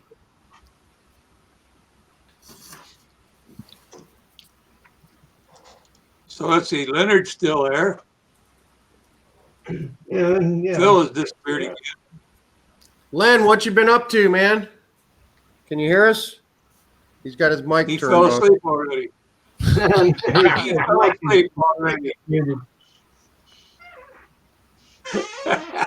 Oh, that's funny. They caught me sleeping here a couple of weeks ago. Yeah. You remember that guy from It's Canada easy to we used to do. have besides Lynn? He used to always catch me yawning all the time. Yeah. Hogs and Planes. I can't remember the guy's name. He's the guy that flies full-size airplanes, too. I want to say his name is Daryl, I think. I need to try to reach him, see if I can see if he has time to come back in here from time to time. He had a lot of neat stuff going there for him, didn't he? Yeah, he did. I posted a thread on the open forum today. I saw that. Did I miss anything? Did I forget anything, or should have added something else to it? It's a good start. You know, you can wait a week or 2 or 3 and do it again, and you'll know better, even more. Mo better. Mo better. Mo better, as Cunningham's airplane was called. Anybody ever flown a Mo better? No, I've always been intrigued by it. It was one of the first profiles that I thought that was fascinating. You know, I was just got into the hobby, and there was some articles or something. I came across that Mo Better article, and I was like, wow. So I took some parts of it to build my Fantarized twister. Some of the things in the article I used in my twister. Larry put a couple of years of work into that design, and he came up with a really good design, I thought. It's too bad we lost him the way we did. Yeah. Hey, Peter, spell your last name real quick. Okay, it's Nancy Edward, Nancy Echo, Victor Alpha, India. Thought so. Okay. Just want to make sure. It's not Niederheiser. Hey, yeah. See you. All right. I was kind of stunned when Larry left us. I had to go out and change. Hey, I had to go out and come back. You look healthier. You're not as I had to orange as you used to be. Now he's green. We thought you I changed browsers. It's working better now. All righty. Go here. We thought you're eating better because you don't have the orange you used to have in your complexion. Well, that's from eating all the carrots, eh? Yeah, I've noticed sometimes you move away. I'll tell you guys a little story. Last week I bought a 10-pound bag of carrots last week for $1.98. My wife said, "Guess what? You're eating them all." Oh, geez. Oh no! So I've been eating a carrot every day. That's why I'm so orange. Well, you should juice those carrots. They're good for you. Carrots are really good. Yeah, they're good for you. See, if I start turning orange, let me know. Okay. Well, I've noticed you move away and you move up, your coloration changes. So yeah. Okay. So Tom, when the what's the latest thing? Tom, when the lake gets frozen over, do you actually fly planes with the skis? Yes. Okay, cool. You can actually drive your car right out on the lake. Whoa. Wow. I mean, you have to wait until he doesn't know about stiff water. You have to wait till it freezes about let me know that 8 or 10 inches thick. Here's Let me know how that worked out for you. Here's I was told when I lived in Alaska that the minimum ice thickness that a Hercules cargo plane could land on the ice was 6 to 8 inches. Wow, that's a big airplane. Wow. Yeah, it is. Now I don't know how true that is. You know, maybe somebody's trying to suck some Air Force plane driver out into losing his career by sinking his airplane. You know, but I know in Wisconsin, we were out there when the ice was 4 inches. We were about on the bay. Here's something bizarre that I ran across in my travels. I was traveling up to St. Cloud, Minnesota, to do a job, and I was to get from the airport to the hotel. We were going down whatever interstate it was, and I saw they had a VW, a Volkswagen, kind of like chained to a post out in the middle of this lake. And what they were doing in the springtime, what you would do is you would not buy raffle tickets, but you would bet on what day in the spring It sinks. Yeah. the thaw would get good enough for the Volkswagen to crash through the ice into the lake, and the person who got the date the closest won the competition. It was absolutely bizarre. And that was the only legal gambling thing up in Alaska. They had ice out on the Yukon River, and they had a set of like buoys out there, and they were hooked up to the shore. When that buoy moved, far enough to break the connection, that's when ice was officially out on the lake, and there was hundreds and hundreds of thousands of dollars to be won on that. Exactly. On that ice out full. When is the Volkswagen going to fall through the ice in that case? Well, they're supposed to float, if I remember correctly. Coulda, shoulda, woulda. Yeah. The entertainment that goes on in St. Cloud, Minnesota in the winter. Careful, we got a couple of Minnesotans here. Yeah. Well, then they should know about the ice sink raffle or whatever the heck they called it. I got a couple of stunters down in the basement. I wouldn't land them on anything less than 3 inches of ice.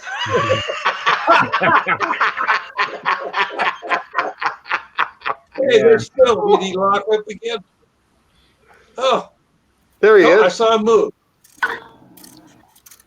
Are you still there, Phil? Shake your head. No, he's green. He's frozen. Connection's lost. Hold up. Oh, there he is. Hey, Phil. He's trying. Hi, Phil. Lord, what's that?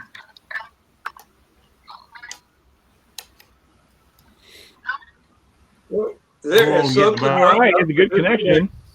He moves everyone. Waving to him. The word. This connection sucks, Bright unfortunately. red. I have to. I don't know what's going on. Rusty had that problem from the Carolinas too. In fact, what did he do? He went up and put a really 100 mega internet connection on there. Well, I was having trouble tonight. And just changed browsers. Maybe that would help. Yeah, the connection's terrible. Yeah, I couldn't get it to work. It was awful. Len changed browsers there, Phil. Maybe that might be. What browser are you using? Are you using Chrome. Google or are you using? No, I came in on Chrome. I went from Google to Chrome. Well, Google is Chrome. I'm on Firefox, but it's. Yeah, I was on Firefox. Yeah, same. Yeah. Chrome, no. Now I'm on Chrome. Try going on Chrome, Phil.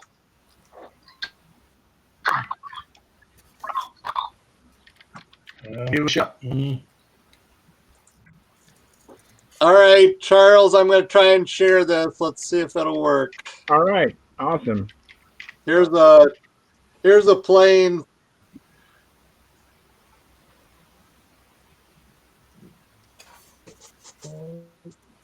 Tom, you froze up. We got something. We got something here. Yeah, it's slow, but it's progressing. It's coming. Oh wow, All right, off the ice. Look at that. wow, very Off the cool, ice. Tom. Woohoo! Well done.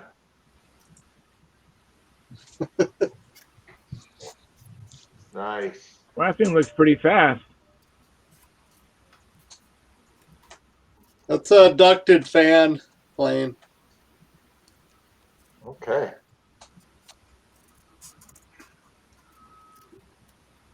This was a close call on getting it landed. Whoa. Oh, I ended up Yeah, looks getting a it out little of sight. unstable. I got it too far away and almost crashed it.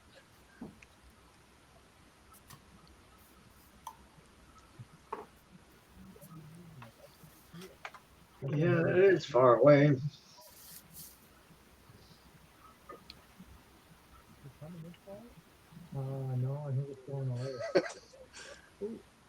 Where's it at? You put on skis instead of floats. Oh, there it is. There it is. It's down in one piece. And what is that? Like a 45-minute hike later, you can retrieve it.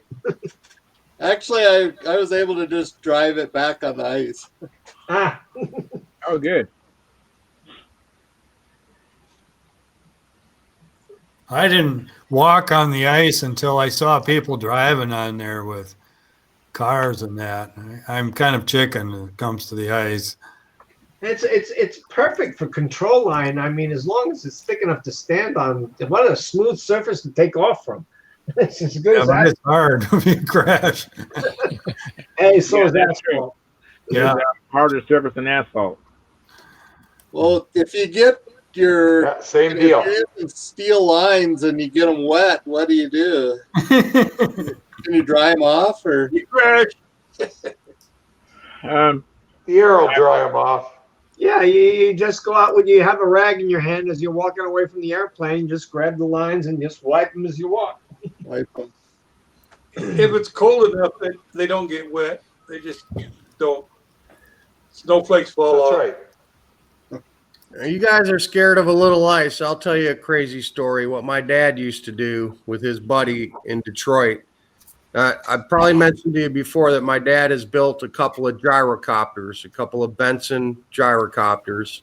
And actually, my brother and I learned how to fly them. But what Dad and his buddies would do, and I remember seeing this once when I was about 5 years old. So it had to be like 1973. They would put skis on them, and they would go out on Lake St. Clair in Michigan and tow them behind a truck with so they had no motor on the gyrocopter. They would tow it. It's called kiting. So they tow it as a glider. So my dad would put chains on his Ford F-100 pickup truck. They'd put a 500-foot rope on the back of the truck, and they would drive around on the frozen ice of Lake St. Clair, towing each other around in this gyrocopter. Wow. how big is this gyrocopter? I mean, it's like single person, single seat, like sitting in an office chair or a lawn chair. The axle's probably 7 feet across, and then the keel's, Wow. 7 or 8 feet high where the rotor head is. And then I guess the what you would call the fuselage is maybe 12, 14 feet from front to back. And actually, my brother and I did the same thing with it in Lemoore, California. When we were stationed out there, we had the motor off it, and we found this old highway, that deserted highway that was like 10 miles long. And we got 1,000-foot long cable, and we would drag each other up and down this road and get up to a grand and then do releases and then just auto rotate back in and land out there. I'll tell you what, we were even so stupid. I can't even believe I'm going to tell you this story. But when we had the motor off it, we started looking at it and we're going, I bet that motor weighs 100, 120 pounds. I bet somebody could hang on back there, So I had at the time I was stationed in San Diego, and I had one of my buddies came up with me to my brother's house. So I had this other Navy guy with me, and we were still using my dad's F-100 pickup truck. Believe it or not, my brother took that thing out to California. The same truck my dad towed on the ice with, my brother had it 18, 20 years later. And it was a 3 on the column. It was a Ford 3 on the column shift. Right. We had to teach this guy how to drive a 3 on the column shift. He'd never never drove a stick shift. Oh, no. And the first one he learned on was a 3-speed on the column truck. But he's pulling the Benson B8 with my brother flying it, and I'm standing like, if this is the pilot's chair, I'm holding on here, and I got both my feet on the axle, squatted down where the engine would be behind my brother. And we figured out pretty quick that it just took a little more speed to take off. It only took, another 5-6 miles an hour to get in the air.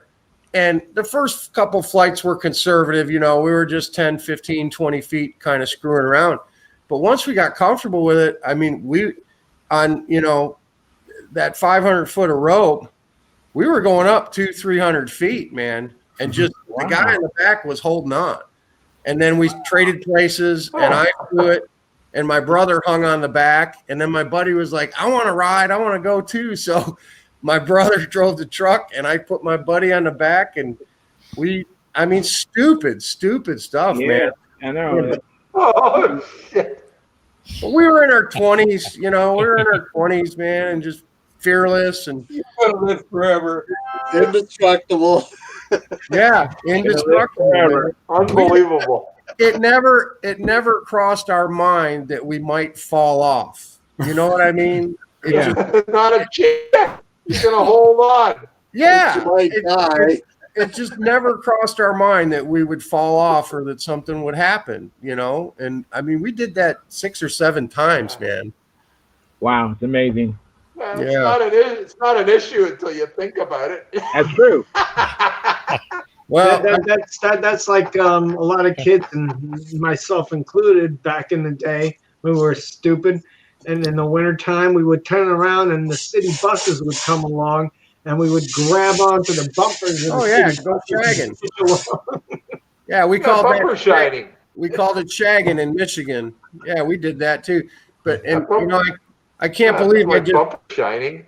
I probably shouldn't have just admitted to violating federal aviation regulations on a live chat, but it was 30 years ago, so I think I'm pretty safe, man. Yeah. I think the statutes of limitations are pretty much expired on that one. So this is the Eagle 2. Right. Carl Goldberg Eagle 2. It's 63-inch wingspan. Nice. And this has snow skis that I can fly off the lake with. Very nice. 4-stroke motor. Cool. 4-stroke. All right. So Nice. you use a heat gun to warm the engine up before you started, or do you put a little? No, Lighter fluid. I just use a electric starter and it fires up. I know when we'd fly off of Green Bay there, it'd be pretty cold sometimes, 30 below. And you'd get those 2-stroke engines out there. You'd have to fire them up on lighter fluid, and we'd take a little butane short, heat them up, and that, yeah, fun day. We get out there and the poor guys are ice fishing through the ice for yellow perch and stuff like that. And we'd come in for a landing and we'd slide into their pip-ups. They'd get all pissed off. They'd have to get out of their car, walk up there, reset all their pip-ups.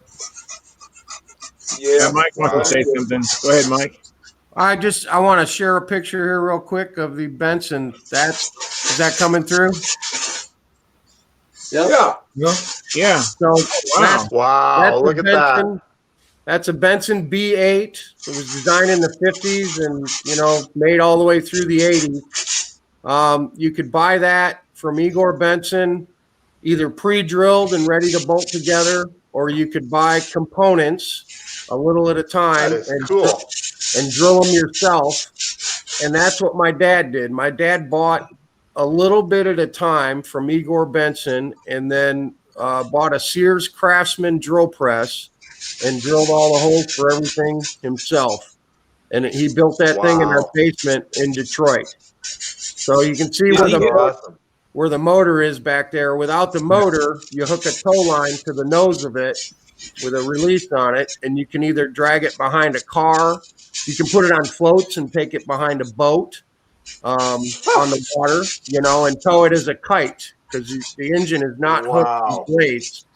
They're just free spinning. So airspeed is what spins the blades and gives you your lift. You don't have direct motor to the blades.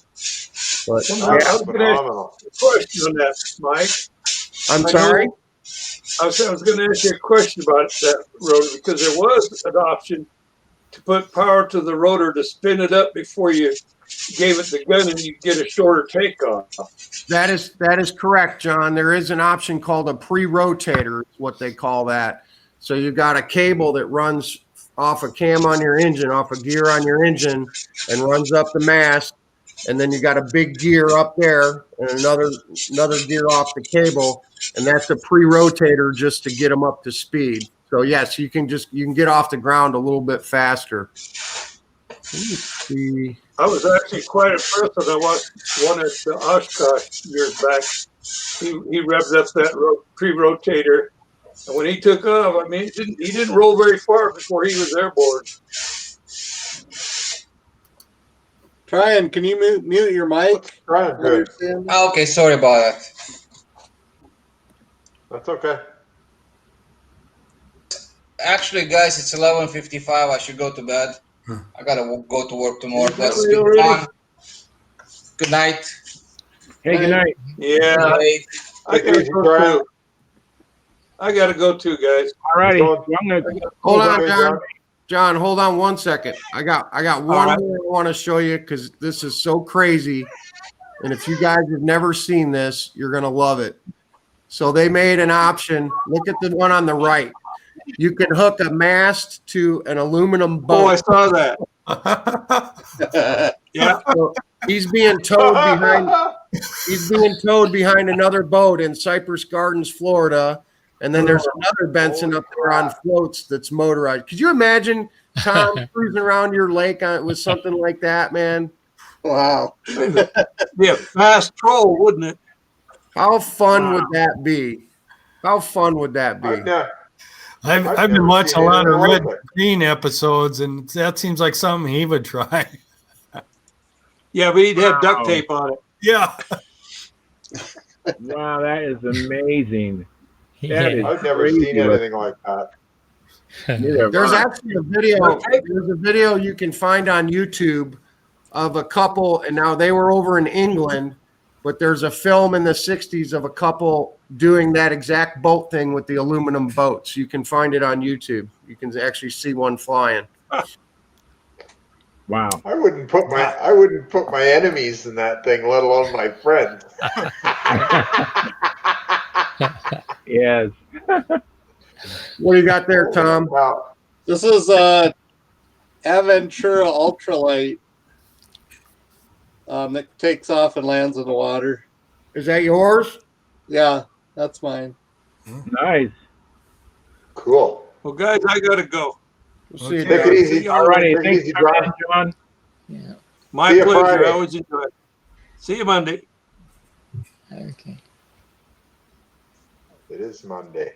Yeah. Yeah. This is Monday. I think maybe it's not going to come out Friday. Maybe he's just like telling us, hey, I'll see you next Monday, not Friday.